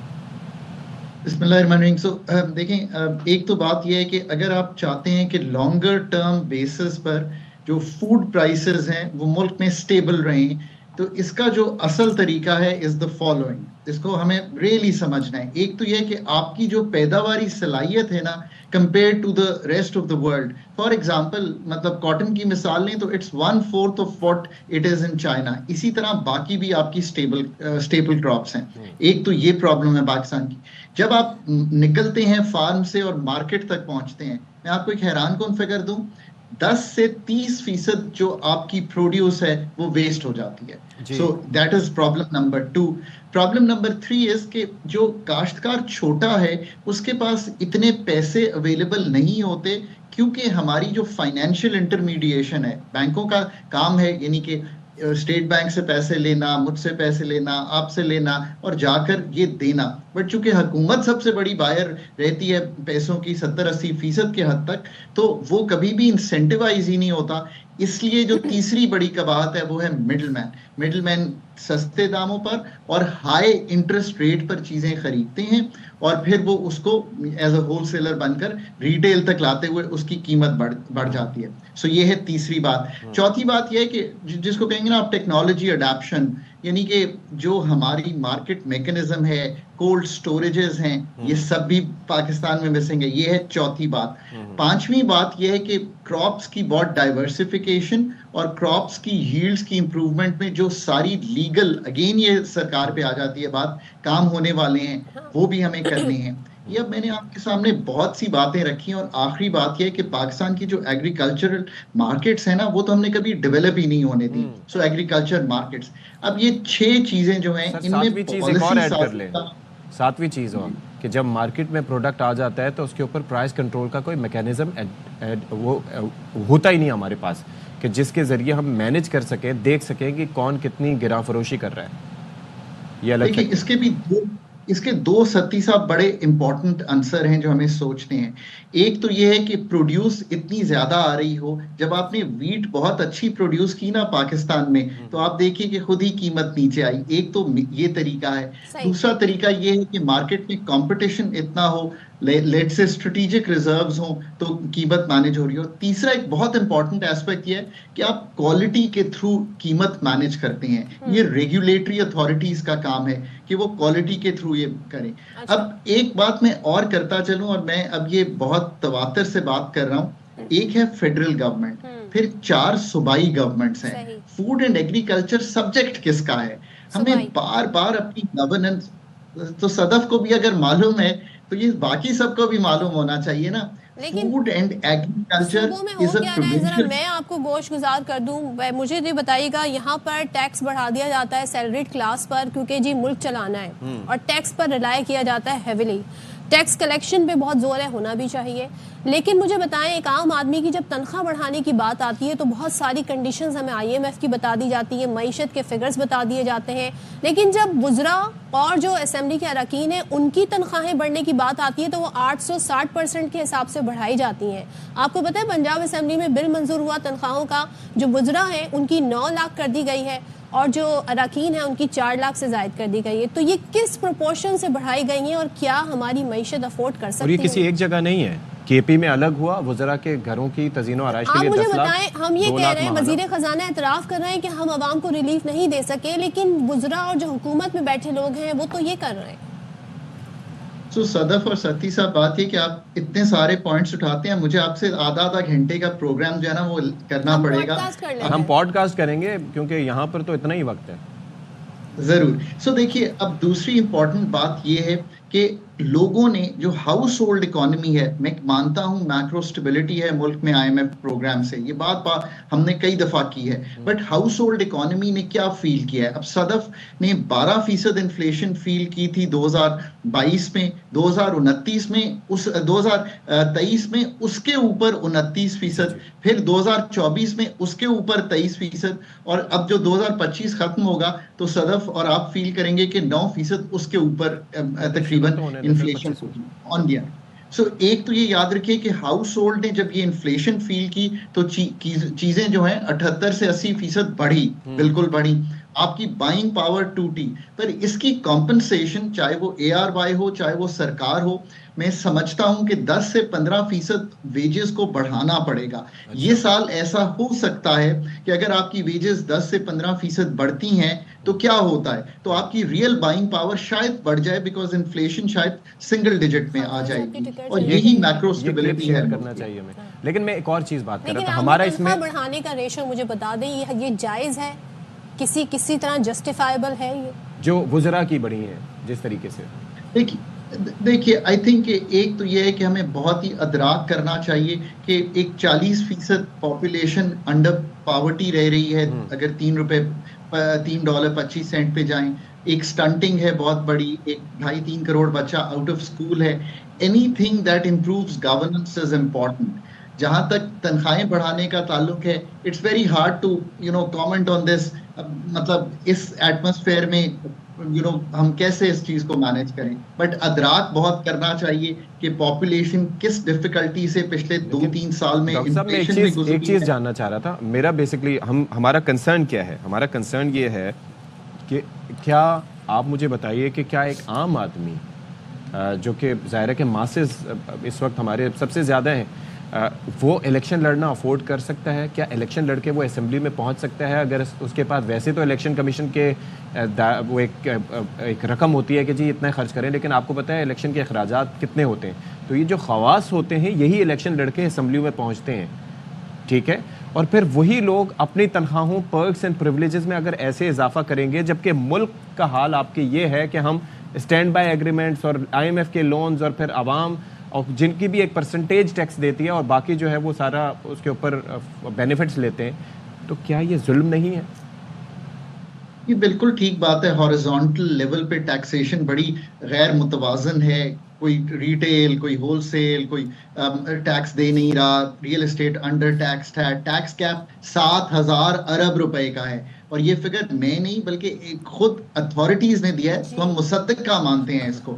اگر 7,000 ارب روپے کا جس ملک میں ٹیکس گیپ ہو, جسٹ ٹو انڈرسٹینڈ اٹ, ہم پورے ملک سے 13,000 ارب کلیکٹ کرنے جا رہے ہیں, پر اتھارٹیز یہ کہہ رہی ہیں کہ 7,000 ارب کی جو ہے ٹیکس گیپ ہے, جس کا مطلب ہے کہ ٹیکس کلیکٹ ہونا چاہیے وہ نہیں ہو رہا. یہ بات آپ کی بالکل درست ہے, اس میں کوئی دو آرا نہیں ہو سکتی. اب اس سب چیز کا ادراک دیکھیے, جہاں تک پولیٹیکل پروسیس کا تعلق ہے نا, اس میں بہت سے ریفارم اس میں بھی ہونے والے ہیں. پارٹیز کو اسٹرانگ ہونا چاہیے, میں تو کہتا ہوں کہ اتنا اسٹرانگ ہونا چاہیے کہ وہ ایکسپینسز بیئر کر سکیں of those professional candidates, of those good human beings جن کو ہمیں لانا ہے. اور اس میں بہت سی چیزیں ٹھیک ہونے والی ہیں. کیا ٹرمز ہونی چاہیے, کیا وہی چہرے ہونے چاہیے, کیسے نیو بلڈ انڈکٹ ہوگا. اب یہ بالکل ایک ڈفرینٹ اب ظاہر ہے ہونا یہ چاہیے آئیڈیلی اسپیکنگ, مگر انفارچونیٹلی ایسا ہے نہیں. شاید خاقان صاحب, یہ جو نان فائلرز ایشو ہے, پہلے تو مجھے بتائیں, ہمیں کہا گیا تھا جی کوئی بل ڈرافٹ ہوا ہے جس میں یہ نان فائلرز کی ٹرم نکال دی جائے گی.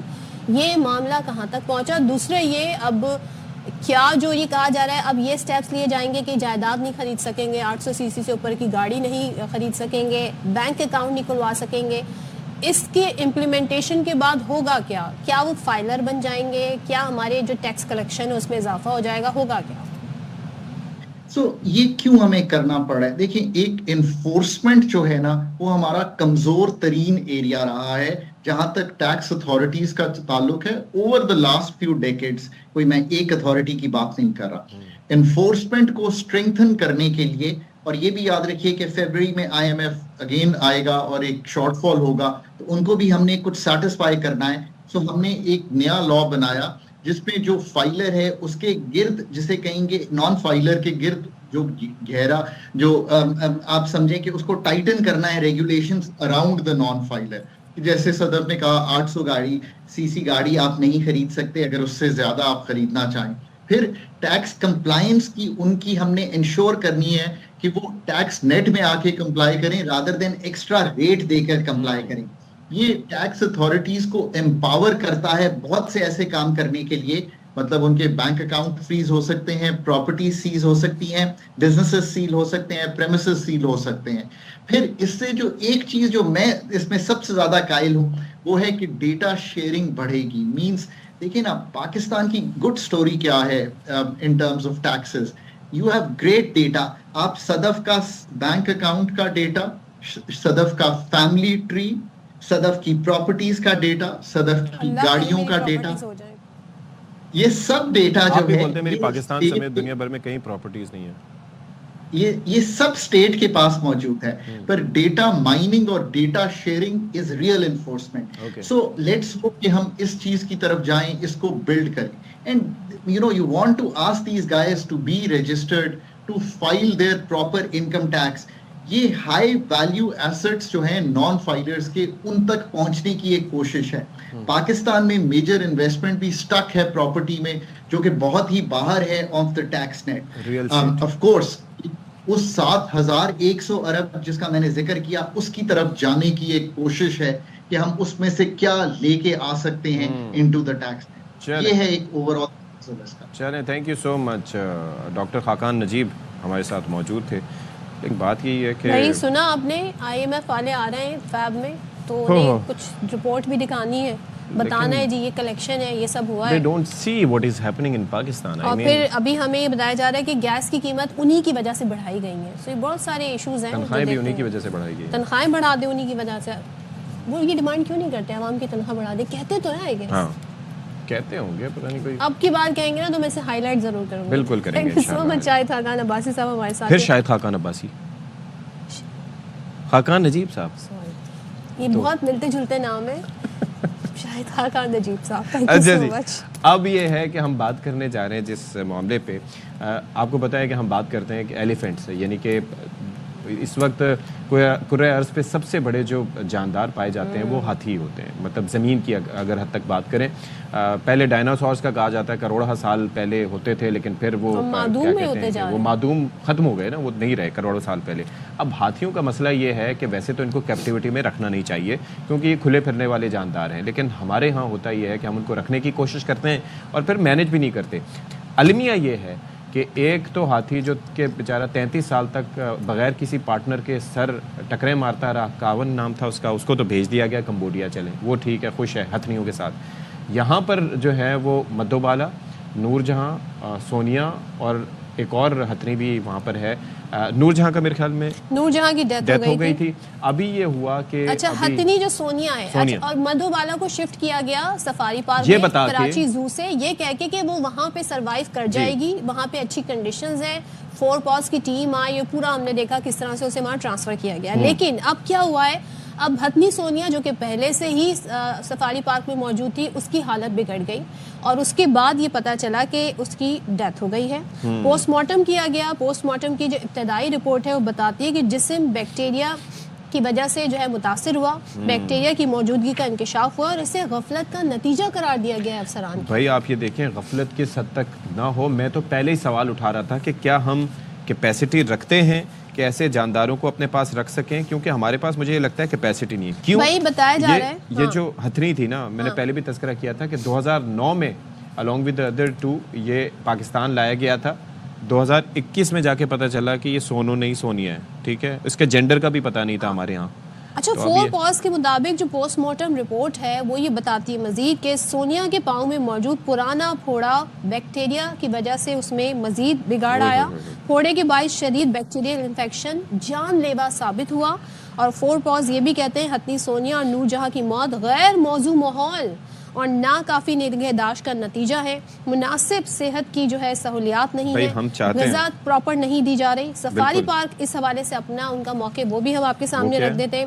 وہ یہ کہتے ہیں کہ حتمی سونیا کی دیکھ بھال میں غفلت برتنے والے افسران اور اہلکاروں کے خلاف محکمہ جاتی کارروائی کی جائے گی. So this is our attitude, this is our behaviour. ایک ہتھنی اور مر گئی, ایک ہاتھی اور مر جائے گا, ہم کہیں گے جی تحقیقات ہوگی, پھر جو اس میں اس کا غفلت کا مرتکب پایا گیا تو اسے سزا دے. بھائی ٹھیک ہے, ہم یہ چاہتے ہیں کہ ان جانوروں کو ہم چڑیا گھر میں یا سفاری پارکس میں رکھ کے بچوں کو دکھا سکیں کہ یہ جو نیٹ جیو پہ یا اپنی بکس میں وہ دیکھتے ہیں وہ جانور حقیقتاً کیسے, بچے انہیں دیکھ سکتے. لیکن آپ لوگ نہیں مینیج کر سکتے تو آپ یقین کریں ان جانداروں کو آپ وہاں بھیج دیں جہاں پر ان کا خیال رکھا جاتا ہے. آپ ان کو کمبوڈیا بھیج دیں, تھائی لینڈ بھیج دیں, ایسی جگہوں میں یہ زیادتی کر رہے ہیں. یہ بڑا ظلم کر رہے ہیں جی آپ ان کے ساتھ. اور پھر افسوس ہی ہے ویسے مجھے جس طریقے سے ہمارے یہاں چیزیں مینیج کی جاتی ہیں اور جتنے یہاں پر چیزیں ہونی چاہیے ویسے نہیں ہو پاتی.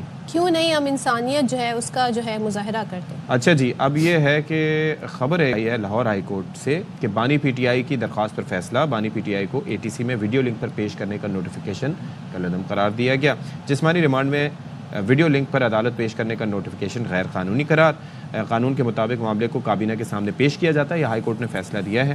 انسداد دہشت گردی قوانین کے تحت کسی ایک ملزم کی پیشی کے لیے انفرادی نوٹیفیکیشن نہیں کیا جا سکتا. محکمہ داخلہ نے کابینہ کی منظوری کے بغیر ویڈیو لنک پر پیشی کا نوٹیفیکیشن جاری کیا. سن لیا آپ نے؟ ہاں جی. تو یہ ہے سارا معاملہ. چلیں جی, ویسے تو اکثر و بیشتر جو ٹک ٹاک ہے اس سے ریلیٹڈ بری خبریں ہوتی ہیں اور ہم کیونکہ ایک نیوز چینل پہ بیٹھے ہیں تو ہمارا کام ہے خبر دینا, اور خبر وہی بنتی ہے جس میں کچھ ایسا ہوتا ہے جو کہ معاشرے کے نیگیٹو پہلو کو بتا رہا ہوتا ہے یا جس میں کچھ ایسا ایشو ہوتا ہے, کوئی حادثہ ہوتا ہے. لیکن ٹک ٹاک کا اچھا استعمال بھی کیا جا سکتا ہے. جو سوشل میڈیا ایپس ہیں اس سے بہت آپ کما بھی سکتے ہیں اور اس سے آپ میسج بھی اچھا لوگوں کو دے سکتے ہیں. تو آج ہم آپ کی ملاقات ایک ایسے نوجوان ٹک ٹاکر سے کروانے جا رہے ہیں جو چلاتے رکشہ ہیں, لیکن رکشہ چلاتے چلاتے وہ ویڈیوز بھی بناتے ہیں اور جو ان کا کانٹینٹ ہے اس میں کوئی نہ کوئی لیسن ہوتا ہے. اور خود وہ بڑے اچھی, ان کی اگر ہم بات کریں تو ایجوکیشن کے لحاظ سے وہ BS کمپیوٹر سائنس کے اسٹوڈنٹ بھی ہیں. ماشاء اللہ. تو معظم علی شاہ کی ہم بات کر رہے ہیں اور معظم رکشہ چلاتے ہوئے اپنے خواب پورے کر رہے ہیں اور خاص طور پر یہ جو چھوٹی چھوٹی ویڈیوز بھی بنا رہے ہوتے ہیں اور پھر ان سے بھی ظاہر ہے ان کو فائدہ ہوتا ہوگا. کتنی زبردست طریقے سے کریٹیوٹی بھی ہے اور کام بھی کر رہے ہیں. تو معظم ہمارے ساتھ اس وقت موجود ہیں. Moazzam, thank you so much for joining us. بھائی آپ بھی رہے ہیں ساتھ میں رکشہ بھی, اور اس کے اندر آپ نے کریٹیوٹی بھی دکھائی ہے. تو ٹک ٹاک پر بڑے فالوورز بھی آپ کے ہوں گے. تو یہ کب یہ سلسلہ شروع ہوا؟ جی السلام علیکم. پہلے تو میں آپ لوگوں کا بہت بہت شکریہ ادا کرتا ہوں کہ آپ لوگوں نے مجھے یہاں پہ انوائٹ کیا. اور دوسری بات, جیسے کہ آپ نے پوچھا ہے کہ یہ آپ نے کب جوائن کیا, تو یہ دیکھیں رکشہ جو ہے یہ میرے بھائی کا ہے. پہلے تو میں اس کا شکریہ ادا کرتا ہوں کہ اس نے ایک اتنا مطلب میرے لیے قدم اٹھایا. اور دوسری بات یہ, جیسے آپ لوگوں نے بولا اسٹڈی کے لحاظ سے, تو الحمدللہ میں BS کمپیوٹر سائنس کر رہا ہوں. ابھی میرا 4th سیمسٹر ہے اور بشار یونیورسٹی سے ہی کر رہا ہوں. اور باقی جیسے کہ آپ لوگوں نے بتایا مطلب مینیج وغیرہ کا کرنا, ولاگ بھی اور ساتھ میں پھر یہ اسٹڈی بھی. تو دیکھیں میں مطلب میری روزانہ کی روٹین کچھ ایسے ہوتی ہے کہ صبح سے مطلب میں اپنا رکشہ چلاتا ہوں 2 بجے تک. 2 بجے کے بعد آ کے اس کو پھر ایڈٹ کرتا ہوں اور رات کے ٹائم میں پھر اپنا اسٹڈی کو دیتا ہوں. تقریباً 3 سے 4 گھنٹے میں اپنی اسٹڈی کو دیتا ہوں. تو اسی طرح یہ سب کچھ میں مینیج کر رہا ہوں. اچھا, تو مجھے ایک بات بتائیں, آپ صرف ایک ٹک ٹاکر نہیں ہیں نہ, میں صرف یہ کہوں گی کہ آپ کانٹینٹ کے ذریعے لوگوں کو میسج بھی دے رہے ہیں. میسج میں ضرور پوچھنا چاہوں گی, آپ جی اس کام کو, یعنی ہمارے یہاں اکثر کچھ کام ایسے ہوتے ہیں جسے چھوٹا سمجھا جاتا ہے, ہوتا کوئی بھی کام چھوٹا نہیں ہے. آپ رکشہ بھی چلا رہے ہیں, آپ پڑھائی بھی کر رہے ہیں, ماشاءاللہ آپ یہ جو ہے ٹک ٹاک پہ کانٹینٹ بھی بنا رہے ہیں. سو یہ لوگوں کو بڑا برا لگتا ہے جی کہ میں اگر پڑھنا ہوں تو میں جا کے فلاں جاب کروں گا. یہ کیسے آپ نے اپنے آپ کو کنونس کیا کہ میں اس طرح ارن کر کے پڑھائی بھی کر سکتا ہوں اور اپنا آگے مستقبل تابناک بنا سکتا ہوں؟ دیکھیں جو اسٹڈی ہے نا, اسٹڈی آپ کو ایک صحیح سے مطلب جب آپ اسٹڈی کرتے ہیں نا تو مطلب آج کل کی زیادہ تر لوگ یہی کہتے ہیں کہ یار مطلب اسٹڈی نہیں کرنا چاہیے اور یہ کچھ بھی نہیں ہے اور پاکستان میں اس کا کچھ.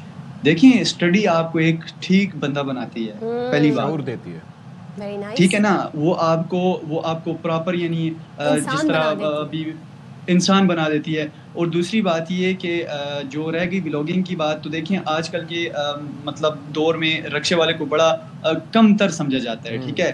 تو میں نے اس وجہ سے بھی اسٹارٹ کیا کہ یار دیکھیں ہر کوئی اپنے مطلب مزدوری کے لیے نکلتا ہے, تو لوگ یہ نہ کہیں کہ یار ایک سارے رشکے والے سیم ہوتے ہیں. دیکھیں ابھی میں خود رشکے والا ہوں, اگر میں اتنا قدم اٹھا سکتا ہوں تو پھر ہر کوئی اٹھا سکتا ہے. بالکل. اچھا ایک چیز مجھے ٹھیک ہے نا, مطلب میرے سب جی مجھے یہ بتائیے معظم کہ یہ جو سلسلہ ویڈیو بنانے کا آپ نے جو سلسلہ شروع کیا, ایک تو اس میں آپ میسج کیا دیتے ہیں, پیغام کیا ہوتا ہے آپ کا, ایک تو یہ بتائیے گا. دوسرا یہ ایڈیٹنگ آپ خود کر رہے ہوتے ہیں, ویڈیو ریکارڈنگ بھی کرتے ہیں, کچھ میں آپ نے دیکھا کہ کسٹمرز بھی دکھا رہے ہوتے ہیں, تو یہ ان کی اجازت سے ہی ظاہر ہے آپ کرتے ہوں گے, ہر کوئی تو جی بالکل جی بالکل ایسے. یہ دیکھیں میری پہلے کوشش یہ ہوتی ہے کہ میرے ساتھ جو لیڈی بیٹھتی ہے, یا آپ نے مطلب جتنی بھی ویڈیوز دیکھی ہوں گی اس میں کوئی لیڈیز کے مطلب میں نے شومنٹ نہیں کی ہے, ٹھیک ہے. دوسری بات یہ جتنے بھی مطلب میرے ساتھ لڑکے بیٹھتے ہیں تو زیادہ تر اس میں فینز ہوتے ہیں جو کہ اپنی خوشی کی وجہ سے بولتے ہیں کہ یار ہمیں بھی اپنی ویڈیو میں لے آؤ, ٹھیک ہے. اور ان سے میں مطلب باقاعدہ پوچھتا ہوں, تو بعض ایسے ہوتے ہیں جو کہتے ہیں یار ہم آپ کی پوچھنے کی ضرورت نہیں ہے, ہم آلریڈی آپ کو جانتے ہیں, لہٰذا ہمیں ولاگ میں لے آؤ. اوکے زبردست, ٹھیک ہے نا.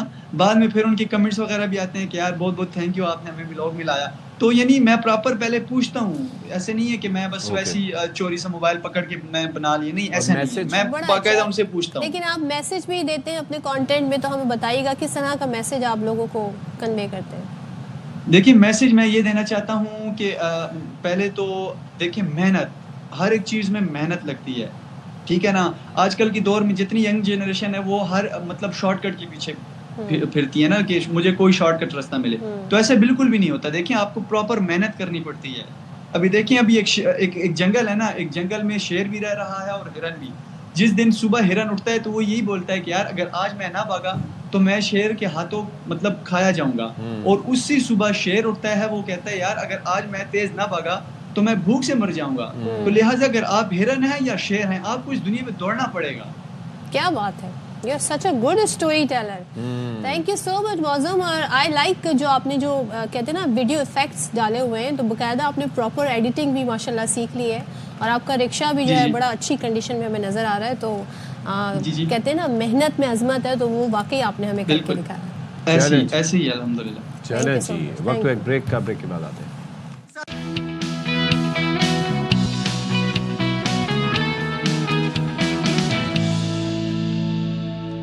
تو اچھا کچھ ٹرمینالوجیز ایسی ہوتی ہیں کہ وہ اگر آپ ان کو انگریزی میں بولیں تو اتنے آفینسو نہیں لگتی, لیکن اردو میں بول رہے ہیں تو تھوڑا سا لگتا ہے ایسے. رنگوں کے اندھے, عقل کے اندھے تو سنا تھا, لیکن رنگوں کے اندھے یعنی کہ کلر بلائنڈ. کتنا معصومانہ لگا ہے, آئی ایم کلر بلائنڈ, میں رنگوں کا اندھا ہوں. کیا ہو سکتا ہے اس کی تشریح کچھ اور بھی ہو سکتی ہے.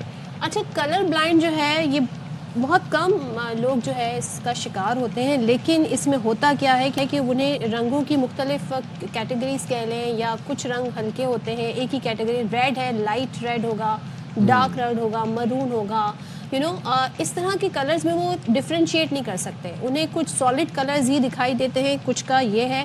اور باقی جو کلر بلائنڈ ہیں ان کو زیادہ تر چیزیں سیاہ, گرے, سفید یا مختلف شیڈز میں دکھائی دیتی ہے. اس کے پیچھے کیا لاجک ہے, اور یہ میرے مرد حضرات یعنی مردوں میں ہی کیوں یہ زیادہ پایا جاتا ہے, اس کا وجہ کیا ہے. اور دوسری ایک اور چیز یہ ہے کہ میرے جیسے کچھ اور لوگ جو رنگوں کے مختلف شیڈز میں فرق نہیں کر پاتے, وہ یہ نہ سمجھیں کہ وہ کلر بلائنڈ ہے, کیونکہ شیڈز اتنے ہیں کہ ہمیں پتہ بھی نہیں ہوتا کہ ان کے نام کیا کیا ہیں. تو ہمارے ساتھ اسٹوڈیوز میں اس وقت موجود ہیں, تعارف ذرا آپ کروا دیجیے گا. اچھا جی, ہمارے ساتھ اسٹوڈیوز میں اسی حوالے سے موجود ہے ڈاکٹر عمیر کدوائی صاحب, سرجن ہیں, کلر بلائنڈ اس حوالے سے بات کریں گے, آئی سرجن ہیں. Thank you so much doctor Kidwai ہمیں جوائن کرنے کے لیے. اور پہلے تو میں آپ سے بریک میں بھی پوچھ رہی تھی کہ یہ خواتین مردوں میں یکساں اس کی پروپورشن ہے, یا زیادہ تر اس کے مرد ہی شکار ہیں, اور کیوں؟ ٹھیک ہے, thank you for the opportunity first of all. دیکھیں ہمارے پاس بہت ساری ایسی بیماریاں ہیں, ہیریڈیٹری بیماریاں ہیں, جن کے دو پیٹرنز ہوتے ہیں, جو جس طرح سے ہم اس کو انہیریٹ کرتے ہیں اپنے والدین سے. ایک وہ بیماریاں ہوتی ہیں جن کو ہم سیکشولی انہیریٹیبل ڈیزیز کہتے ہیں, یعنی یہ کہ وہ جینڈر بائس ہوتی ہیں, یعنی باپ سے ہی آئے گی تو وہ ماں سے نہیں آئے گی. کچھ ایسی بیماری ہوتی ہے جو دونوں سے آ سکتی ہیں. کلر بلائنڈنس یوزلی جو common type of colour blindness ہے, جو کہ لال اور ہرے کی کلر بلائنڈنس ہے, وہ عام طور سے سیکس کروموزوم سے ریلیٹڈ ہوتی ہے, جیسے کہ ایکس اینڈ وائی کروموزومز ہوتے ہیں, چونکہ وہ کروموزوم باپ سے بیٹے کے اندر ہی آتا ہے، اس لیے یہ ڈیزیز جو ہے وہ زیادہ تر بچوں میں پائی جاتی ہے. اور اگر بچوں میں تو اس کی ریزن کیا ہوتی ہے؟ لیکن وہ پھر تھوڑے سے ڈفرینٹ ٹائپ کی انہیریٹنس ہے اس کی، وہ آٹوزومل انہیریٹنس ہوتی ہے، یعنی وہ ایکس لنک دوسرے کروموزومز ہوتے ہیں ان سے انہیریٹ ہو رہا ہے وہ، اس لیے وہ لڑکیوں میں بھی آ سکتا ہے. لیکن جو پریڈومیننٹ ہے جو کلر بلائنڈنس ہوتی ہے وہ بچوں میں بیٹوں میں ہوتی ہے اور لڑکوں میں ہوتی ہے، وہ اس لیے کہ وہ باپ سے ٹرانسفر ہوتی ہے. تو موسٹ آف دا ٹائم کیا پتہ چلتا ہے لڑکوں کو اس بات کا کہ وہ ڈفرینشیٹ نہیں کر سکتے مختلف شیڈز میں؟ یہ بہت ہی سائلنٹ رہتا ہے بہت عرصے تک. بہت کامن اس کا اسی وقت پتہ چلتا ہے جب وہ کوئی ٹیسٹ کرتے ہیں، اسپیشلی جو ریڈ اینڈ گرین بلائنڈنس ہے جو سب سے کامن بلائنڈنس دنیا بھر میں ہوتی ہے، اس کا عام طور سے پتہ اسی وقت چلتا ہے جب وہ کسی پروفیشنل انسٹیٹیوٹ میں جانے کے لیے ان کی کلر ٹیسٹنگ ہو رہی ہوتی ہے. کیونکہ بہت سارے پروفیشنز ایسے ہیں جس میں آپ کو سلیکٹ شاید نہ کیا جا سکتا ہو بیکاز آف دا ریزن کہ وہ کلر بلائنڈ ہوں. تو ان جگہوں پہ جب وہ ٹیسٹنگ کے لیے جاتے ہیں تو پتہ چلتا ہے کہ وہ کلر بلائنڈ رہے اتنے عرصے سے، ان کو پتہ بھی نہیں تھا کہ وہ کلر، یعنی کہ وہ کلرز دیکھ کیا سکتے ہیں ان کو ریڈ اینڈ، فار ایگزامپل اگر جو سب سے کامن کلر بلائنڈنس ہے ریڈ اینڈ گرین والی، تو ان کو ریڈ اینڈ گرین گرے سا لگے گا، ان کو ریڈ اینڈ گرین نظر ہی نہیں. اچھا، یعنی کہ ان کی اہلیہ اگر ریڈ کلر پہن کے آئے تو کہیں کہ بیگم آپ نے گرے کلر کا. بالکل ایسا ہو سکتا ہے ان کے ساتھ. بیگم کا غصہ بیگم تو غصہ ہوگا، پھر پتہ چلے گا میرے ساتھ کوئی مسئلہ ہے، وہ تو یہ سمجھیں گی. بالکل صحیح ہے، اس کو بھی ڈیل کرنا پڑے گا. مطلب یہ تو میں سوچ رہا ہوں ساری دنیا بلیک اینڈ وائٹ ہو جاتی ہوگی، آگ کا رنگ نہیں پتہ چلتا ہوگا، سورج کس رنگ کا ہے. جب بھی مردوں کا جو شاپنگ کا کہتے ہیں نا ایک ایڈونچر ہے وہ بڑا لمیٹڈ سا ہے، کیونکہ وہ کلر میں اتنا ڈفرینشیٹ نہیں کر سکتے. وہ سارے نہیں ہیں بھائی. بالکل اس کا ہرگز یہ مقصد نہیں کہ ساری نیل پالش اور لپسٹکس ڈیزائنرز جو ہیں وہ خواتین ہی ہوں، بہت سارے آدمیوں کو کلرز نظر آتے ہیں and then they can appreciate colours. اچھا مجھے یہ بتائیں کہ اب اس کا کوئی حل کوئی ہوتا ہے اس کا، یا اوور دا ٹائم یہ ٹھیک ہو سکتا ہے؟ اچھا، ہمیں یہ سمجھنا بھی ضروری ہے کہ کلر بلائنڈنس کو ہم ایکچولی دو حصوں میں ڈیوائڈ کر لیتے ہیں. ایک وہ جو آپ انہیریٹ کر رہے ہیں، جو آپ انہیریٹ کر رہے ہیں انفارچونیٹلی اس کا کوئی طریقہ موجود نہیں ہے کہ ہم اس کو کریکٹ کر سکیں. اس کی ریہیبلیٹیشن ہو سکتی ہے ڈفرینٹ طریقوں سے، اس پہ ہم بات کر لیتے ہیں. لیکن دوسرے جو ایکوائرڈ ہیں، یعنی کچھ دوائیاں کھانے سے لوگ اپنا کلر ویژن لاس کر سکتے ہیں، کچھ بیماریاں ہوتی ہیں جیسے کہ گلوکوما جس سے کلر ویژن لاس ہو سکتا ہے، کوئی میکولر کی بیماری ہے جس سے کلر ویژن لاس ہو سکتا ہے. تو یہ ایسی بیماریاں ہیں جن کو بچا جا سکتا ہے، ایسی چیزیں ہیں جن سے بچا سکتا ہے. جی بالکل. تو یہ دو میجر ٹائپس تو پہلے ہم یہ ڈیفائن کر لیتے ہیں کہ جن سے ہمیں کلر ویژن، ایک تو انہیریٹیبل جس کا ہم کچھ نہیں کر سکتے انفارچونیٹلی، اور دوسرا وہ جو ایکوائرڈ ہے جس سے ہم بچ سکتے ہیں. فار ایگزامپل ٹیوبرکلوسس ہمارے ملک میں بہت کامن ہے. ٹیوبرکلوسس کی کچھ ایسی دوائی ہے جو کلر بلائنڈ کر سکتی ہے. کتنے پرسنٹ چانسز ہوتے ہیں؟ بہت کم پرسنٹیج ہے لیکن اٹ از پاسبل، اور یہ بہت کامنلی دیکھنے کو ملتا ہے. وہ لوگ جو ٹیوبرکلوسس کا ٹریٹمنٹ کر رہے ہوتے ہیں ان میں مریض شکایت کرتا ہے کہ مجھے رنگ نظر نہیں آ رہے، بلکہ یہ ٹیسٹنگ ہوتی ہے ان کے لیے کہ ہمیں پہلے سے پتہ چل رہا ہو کہ ان کی نرو اس دوا سے ڈیمیج زیادہ نہ ہو اور ہم کلر ویژن خراب ہونے پہ ہی اس کو روک دیں دوا کو. تو یہ اس طرح کی بہت ساری، ملیریا کی ایک دوا بہت کامنلی استعمال ہوتی ہے، وہ کلر بلائنڈ کر سکتی ہے. پرانے وقتوں میں تو یہ بڑا کامن ہوگا، اب تو سائنس نے اتنی ترقی کر لی ہے، میڈیکل سائنس ہے، تو اس کو روکا جا سکتا ہے جیسے کہ آپ کہتے ہیں. شاید اس کو روکنا تو جا سکتا ہے جو ایکوائرڈ بیماریاں ہیں، لیکن آئی تھنک اس کی ٹیسٹنگ آج کل بہت آسان ہو گئی ہے. پہلے تو شاید آپ کسی ڈاکٹر کے پاس جا کے ہی ٹیسٹ کر سکتے ہیں، آج کل اس کی ایپس اویلیبل ہیں. اگر آپ اپنے فون پہ سرچ کریں کلر ویژن ٹیسٹنگ ایپس تو آپ کو بہت ساری ایپس مل جائیں گی. تو اس کے اندر جب اتنا بیسک ہے کہ آپ گرے اور بلیک ہی نظر آتا ہے تو آپ سمپل دیکھ سکتے ہیں کہ یہاں پر ریڈ کلر ہے، فلانا کلر ہے، تو نظر نہیں آ رہا. یہ اتنا سمپل نہیں ہے کیونکہ وہ ایک مائنڈ اس کو لرن کر چکا ہوتا ہے ان کلرز کو دیکھنے کو، تو وہ آٹومیٹکلی وہ اس کو پرسیو کر رہا ہوتا ہے ایز اے کلر، وہ اس کو نہیں پتہ چل رہا ہوتا یہ گرے ہے. اچھا، I was reading about some science, تو اس کے اندر وہ کہتے ہیں کہ ان لوگوں کی سینس آف اسمیل بڑی انہینسڈ ہوتی ہے، اور پھر کچھ ہوتا ہے. اللہ تعالیٰ کا ایک نظام ہے کہ جب کوئی چیز کسی کی کم ہوتی ہے تو اللہ تعالیٰ اس کو کمپنسیٹ ضرور کسی نہ کسی جگہ سے کرتے ہیں. کچھ لوگوں کی ہیئرنگ بہت اچھی ہوتی ہے اس طرح کے کیسز میں، لیکن کوئی سائنٹیفک ایویڈنس بہرحال اس میں ہمارے پاس نہیں اویلیبل. ہاں ٹھیک ہے. اچھا، تو آپ نے کہا کہ ایکوائرڈ جو ہے اس کو کنٹرول کیا جا سکتا ہے، جن کے لیے اس کے لیے ٹیسٹ ہوتے ہیں. جی بالکل. تو جو ایکوائرڈ ہے جس کا ہمیں پتہ ہے کہ اس بیماری سے کلر ویژن خراب ہو سکتی ہے، تو اس میں ہم ریگولرلی ان کی کلر ویژن ٹیسٹنگ کرتے رہتے ہیں. جیسے میں نے آپ کو بتایا ٹیوبرکلوسس کی دوا ریکمینڈڈ ہے کہ وہ دوا جو بھی کھا رہا ہو اس کو ریگولرلی 2-3 مہینے میں اپنا کلر ویژن ٹیسٹنگ کرنا چاہیے، تاکہ اس دوا کا اگر سائڈ ایفیکٹ ہو رہا ہے تو جلدی پک ہو جائے. ایک چیز کچھ لوگوں کو کیا ایسا ہوتا ہے کہ ان کو دن کے اوقات میں صحیح نظر آتا ہو، شام کو کلر بلائنڈنس ان کی ہوتی ہوگی، پارشل کلر بلائنڈنس. ایک تو یہ، اور دوسرا یہ ہے کہ یہ جو کانٹیکٹ لینسز اور گلاسز سے کیا اس پہ کوئی امپیکٹ پڑتا ہے؟ पहले मैं दूसरे सवाल का जवाब देता हूँ, विच इज़ ईजी, कि कॉन्टैक्ट लेंस और स्पेक्टिकल्स का इससे शायद कोई ताल्लुक नहीं है। जहाँ तक बात है कि डे एंड नाइट का फ्लक्चुएशन, देखें अगर कलर ब्लाइंडनेस खुद एक एंटिटी के तौर से एज अ डिजीज़ प्रेजेंट है तो इसका डे एंड नाइट से शायद कोई फ़र्क नहीं पड़ेगा। लेकिन if it is a part of the spectrum, यानी वो एक बीमारी जो उसने इनहेरिट की है उसमें उसको कलर ब्लाइंडनेस भी है, उसको उसके साथ पर्दे की बीमारी भी है, तो इन दैट केस वो आम तौर से रात को बहुत वर्स हो जाता है और दिन में बहुत बेहतर रहता है। और बच्चों का अगर टेस्ट कराना चाहें कलर ब्लाइंडनेस के हवाले से तो वो कैसे हो सकता है? जैसे मैंने बताया, डिपेंड करता है कि एक तो एज, आप बहुत छोटे बच्चों में वो टेस्ट नहीं कर सकते, आपको थोड़े से बड़े बच्चे चाहिए, कम से कम 8-9 साल के, जब आप उनकी टेस्टिंग कर सकें। और आजकल तो ये टेस्ट बहुत आसान हो गया है। जैसे कि आप जब आप एप्पल स्टोर पे या गूगल प्ले पे जाके आप देखें, you will find lots of apps जो कलर विजन टेस्टिंग को सपोर्ट करती हैं और आप खुद घर पे बैठे बैठे कलर विजन टेस्टिंग कर सकते हैं। लेकिन is it a very concerning issue, या लोग कहते हैं ठीक है नहीं नज़र आ रहा है कलर तो खैर? आई डोंट थिंक सो कि इनको ज़िंदगी में कोई बहुत बड़ा मसला होगा किसी कलर ब्लाइंड पर्सन को, अगर ये एज एन इंडिविजुअल एंटिटी है, कलर ब्लाइंडनेस ही उसको और कोई आंख का प्रॉब्लम नहीं है, इसकी विजन बिल्कुल परफेक्ट है। लेकिन कुछ प्रोफेशंस में you definitely need them. For example ऐसे लोगों का सर्जन बनना काफ़ी चैलेंजिंग हो सकता है, ऐसे लोगों का कोई ऐसे इलेक्ट्रिकल इंजीनियर बनना कोई चैलेंजिंग हो सकता है क्योंकि उनको कलर पैटर्न चाहिए सर्किट्स के लिए, वायर्स के लिए। तो ये इनके कुछ चैलेंजिंग प्रोफेशंस हो सकते हैं। इस पर बात हो रही है कि इसको एक्नॉलेज किया जाए एज अ डिसेबिलिटी, ताकि फिर स्पेशली स्कूल्स वगैरह में इस पर तवज्जो दी जा सके, उन लोगों को ट्रीट किया जाए उस हिसाब से और उनको देखा जाए, उनको करेक्ट करने में थोड़ा सा काम किया जाए। बिल्कुल सही है। इसकी एक छोटी सी मिसाल मैं देता हूँ। आपने ट्रैफिक सिग्नल्स देखे होंगे, red, yellow and green.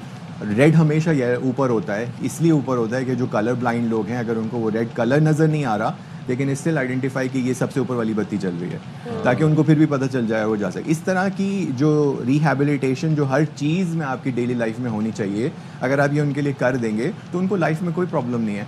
Unfortunately हमारे मुल्क में इन चीज़ों की बहुत कमी है। किसी की अगर टांगे नहीं है तो उसके लिए व्हीलचेयर एक्सेस ढूंढना यहाँ बहुत मुश्किल है। तो कलर ब्लाइंडनेस के लिए हर चीज़ को इस पैटर्न में बनाना इट्स क्वाइट डिफिकल्ट। अच्छा, आपने कहा कि उसके साथ अगर सिर्फ यही एक इशू हो तो फिर वो डिसेबिलिटी में काउंट नहीं होगा, लेकिन क्या ऐसा होता है कि जो लोग कलर ब्लाइंड होते हैं उनको कोई और भी आंखों से मुतालिक मसाइल हों? जी बिल्कुल। ऐसे मैंने आपने खुद ही सवाल किया था कि रात और अंधेरे वाला, एक पर्दे की कुछ ऐसी इनहेरिटेबल डिजीज़ होती हैं जिसमें उनकी नज़र भी ख़राब होती है वक्त के साथ, उनको रात को भी कम नज़र आता है, लेकिन बहुत शुरू में उनकी कलर विजन जो है वो ख़राब हो जाती है। तो ऐसा हो सकता है, if it's part of the spectrum तो फिर ज़ाहिर है उनको आगे बहुत ज़्यादा प्रॉब्लम्स हो सकते हैं नज़र के।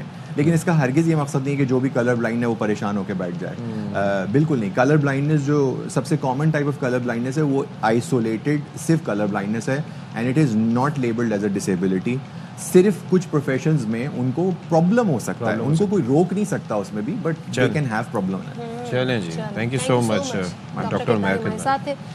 हाँ जी, इस वक्त एक खबर है वो शेयर कर लेते हैं। NA47 इलेक्शन ट्रिब्यूनल से मुतालिक हाई कोर्ट का हुक्म है। हाई कोर्ट ने पिटीशन की हद तक इलेक्शन ट्रिब्यूनल को कार्रवाई से रोक दिया है। हुसैन अहमद चौधरी मजीद बता रहे हैं। जी देखिए, आम पेशरफ्त हुई है। एक मरतबा फिर इस्लामाबाद के जो इलेक्शन ट्रिब्यूनल है उसकी कार्रवाई रोक दी गई है और एक हल्के की हद तक ये कार्रवाई रोकी गई है। इस्लामाबाद के तीनों हल्कों में मुबैना दांदी के खिलाफ जो अपीलें हैं वो जस्टिस रिटायर्ड शकूर पराचा जो है वो सुन रहे थे। इस्लामाबाद इलेक्शन ट्रिब्यूनल से मुतालिक इस्लामाबाद हाई कोर्ट ने बड़ा हुक्म जारी करते हुए PTI उम्मीदवार NA47 शोएब शाहीन की दरखास्त पर हुक्म इम्तनाज जारी करते हुए शोएब शाहीन की इलेक्शन पिटीशन की हद तक इलेक्शन ट्रिब्यूनल को कार्रवाई से रोक दिया है। चीफ जस्टिस आमिर फारूक ने समाअत करते हुए अहकाम जारी किए हैं। NA47 की बात करें तो तारिक फजल चौधरी जो कि लीगी उम्मीदवार थे वो जीत गए थे और शोएब शाहीन ने उनकी जीत जो है वो चैलेंज कर रखी है और इलेक्शन ट्रिब्यूनल अब बाकी दो हल्कों से मुतालिक कार्रवाई आगे बढ़ा सकेगा। ताहम NA47 की हद तक कार्रवाई जो है वो स्टे कर दी गई है। बहुत शुक्रिया आपका। चलिए जी, अब आपकी मुलाकात करवाते हैं 5 साला martial art artist Sufiyan Mehsud से, जिन्होंने भारत का गिनेस वर्ल्ड रिकॉर्ड तोड़ दिया है और काफ़ी ज़्यादा रिकॉर्ड वो बनाते रहते हैं। बाय द वे, जनूबी वज़ीरिस्तान से ताल्लुक़ है और एल्बो टू नी स्टेप्स का वर्ल्ड रिकॉर्ड तोड़ा है भारत का।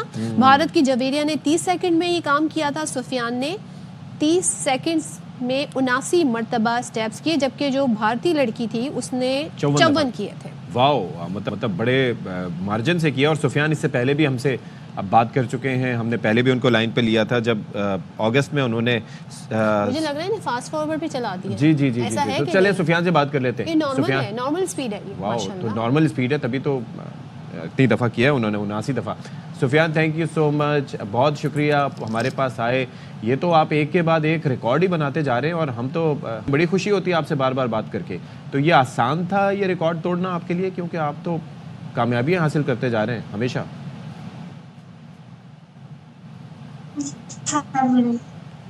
हेलो सुफियान। चले हम देख भी पा रहे हैं सुफियान। सुफियान कैसे हैं आप, ठीक ठाक हैं? यस जी ठीक हूँ। सुफियान ये बताएं, एक तो ज़बरदस्त आपने ये रिकॉर्ड बनाया, क्या जब ये आप कर रहे थे ये क्या स्टेप कहलाते हैं जी? ये है एल्बो टू नी स्टेप्स, एक तो नाम बड़ा मुश्किल है।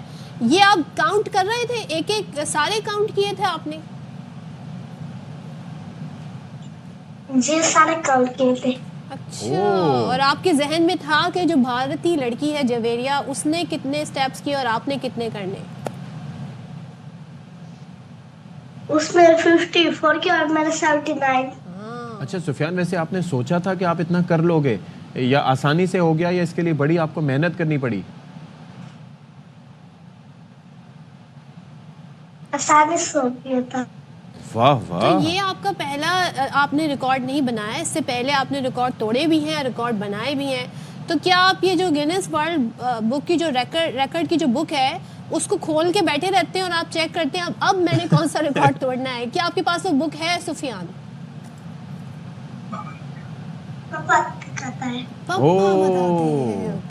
यानी कि पापा को सब पता होता है। अच्छा अब क्या सोचा हुआ सुफियान, ये तो आपने कर लिया, अब आगे कौन सा रिकॉर्ड तोड़ना है? हाँ फिर से बताइएगा। ओह, तो सुफियान जब आप ये रिकॉर्ड बनाते हैं फिर आपको सर्टिफिकेट भी मिलता है, वहाँ से अप्रिसिएशन भी मिलती है, कितनी खुशी होती है और किस किस को आप ये दिखाते हैं फिर? बहुत ज़्यादा होती है। स्कूल वगैरह और फ्रेंड्स को दिखाते हैं आप, स्कूल में लेके जाते हैं? जी दिखाता हूँ। अच्छा, क्या कहते हैं आपके दोस्त?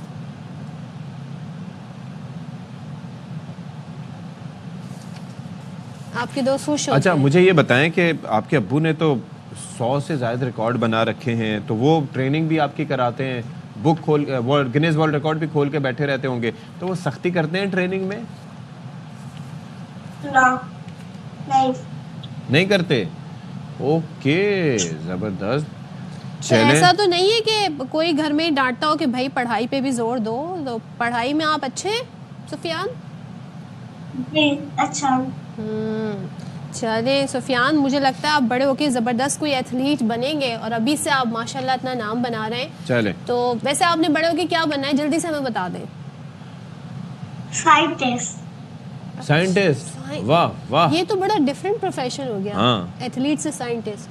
भाई देखें, मर्जी है भाई सुफियान की, हम सुफियान को रोक थोड़ी सकते हैं। आपने या मैंने थोड़ी रिकॉर्ड बनाया गिनेस बुक का, सुफियान ने बनाया। चले thank you so much Sufiyan, ऐसे ही रिकॉर्ड बनाते रहे। बनना चाहती, कभी मैं पता नहीं क्या बनना चाहती थी। सोचे वो भारतीय साइंसदान की जगह आप फंसी होती इंटरनेशनल स्पेस स्टेशन पे, क्या हमारा मतलब क्या आप होता जैसी होती हैं? आप मुझे इतना अंडरएस्टिमेट क्यों? नहीं, वो कोई बुरी थोड़ी है। अच्छा, वो तो लोग वापस नहीं ला रहे मुझे उनको। समझ नहीं आया, मैं अशफाक की जो पहला स्टेटमेंट होता है उस पर कभी यकीन नहीं करती, फिर मैं उनसे बातें निकलवाती हूँ। हाँ। ठीक है Ashfaq, thank you so much. अच्छा, वो अभी भी वहीं पे हैं, Thank you तो so बहरहाल much। उनको लाने के लिए कोशिश भी की जा रही है। लेकिन अच्छा अल्लाह भाई, करे सर्द मौसम है खैरियत से आ और मुझे टी बैग वाली चाय बिल्कुल नहीं पसंद। मैं चाहता हूँ कि चाय हो पकी हुई प्रॉपर, उसके अंदर जो लवाजमात होते हैं, सौंफ, इलायची, अदरक एटसेट्रा एटसेट्रा, मसालेदार चाय। लेकिन नसीराबाद की अगर हम बात करें तो वहाँ पर खास चाय बनती है जो कि कोयले के अंगारों पर बनती है। उसमें तो सारा धुआं आ जाता होगा कोई। हल्का सा मेरे ख्याल में उसका कोई ये वो बारबेक्यू चाय कह लें साहब। बारबेक्यू नहीं, इतना धुआं कहाँ से आता होगा? कोयले पर खाने बनते हैं, ग्रिल्ड चाय कह लें। मतलब ये है कि कोई मैं नए नाम लेके आ तो रहा हूं, ग्रिल्ड बड़े जो है जबरदस्त उसका सिलसिला है, वो उसको सुलगा के रखते हैं प्रॉपरली, तो वो दहकते हुए कोयले, हमारे प्रोड्यूसर साहब भी बता रहे हैं और बिल्कुल ठीक बता रहे हैं, वो धुआं नहीं करता। धुआं सिर्फ उसी वक्त होता है जब वो आग उन पे भूज जाती है। चाय ले भी आए ना प्रोड्यूसर साहब कभी, नसीराबाद से लेके आएंगे या हमें वो नसीराबाद लेके जाएंगे, तो फिर इस पर बात कर लेते हैं। तो चले जी, नसीर मस्तोई की रिपोर्ट है, वो ज़रा देख लेते हैं। नसीराबाद में 50 सालों से डेरा मुराद जमाली शहर में वाक़े कदीमी होटल में कड़ाके की सर्दी में कोयले के अंगारों खालिश दूध से बनाई जाने वाली चाय का जायका चाय के शौकीन को होटल की तरफ खींच जाती है। सख्त सर्दी के बावजूद चाय के आदी मेहनत मजदूरी करने के बाद थकावट को दूर करने दिन में एक मरतबा जरूर कोयले पर तैयार होने वाली चाय पीने आते हैं। हर हाल में हम लोग इस होटल पे पहुँचते हैं। इसका चाय जो है बहुत जबरदस्त चाय है। चाय पीने के साथ साथ सियासी समाजी बिरादरी के मसाइल पर गपशप भी चाय पीने के मजे को दोबाला कर देती है। हम लोग कोयले से बनाते हैं खासकर, और लोग जो है ना दूर से आते हैं इधर। छोटी छोटी प्यालियों में चाय पीने का अपना जायका है। ये होटल सकाफती मरकज के तौर पर भी पहचाना जाता है, जहां लोग सर्दियों की महफिल करते हैं। कैमरामैन टीम के साथ नसीर मस्तोई, ARY न्यूज़, नसीराबाद। अशफाक, आपने एक चीज गौर की, हमने प्रोड्यूसर साहब से कहा कि वो चाय हमें कब पिलाएंगे, उन्होंने आपके इलाके की अच्छी चाय आपको गिनवाना शुरू कर दी। स्ट्रेटेजी कैसे चेंज की उन्होंने? प्लान ही चेंज कर दिया उन्होंने। बस ये गुजरात वाले या तो मुल्क से बाहर जाते हैं या फिर यहाँ पर आके ऐसी बातें करते हैं, लेके नहीं आते। क्या कर सकते हैं। लेकिन बहरहाल भाई चाय हमें भी पिलवाएं और वहाँ की खास डिशेस। अच्छा, वो बेसिकली तस्करा ये कर रहे थे कि ओपलों की चाय, कई जगह पर ओपले यूज़ करते हैं, आपको पता है कि और कई जगहों पर लकड़ी जलाई जाती है। लेकिन ये है कि काफ़ी इम्पैक्ट तो होता है इन चीज़ों का चाय के टेस्ट पे। वैसे सुना है इसके लिए बड़ा इंतजार भी करना पड़ता है। तो कहते हैं ना सबर का फल मीठा, तो ये चाय जी मीठी ना हो लेकिन चाय टेस्टी ज़रूर होगी, ऐसा दिखने में ये होना चाहिए। तो चलें जी, शाद रहिए, आबाद रहिए, खुश रहिए। चाय बहुत सारी पीजिए इस सीजन में। अल्लाह हाफ़िज़।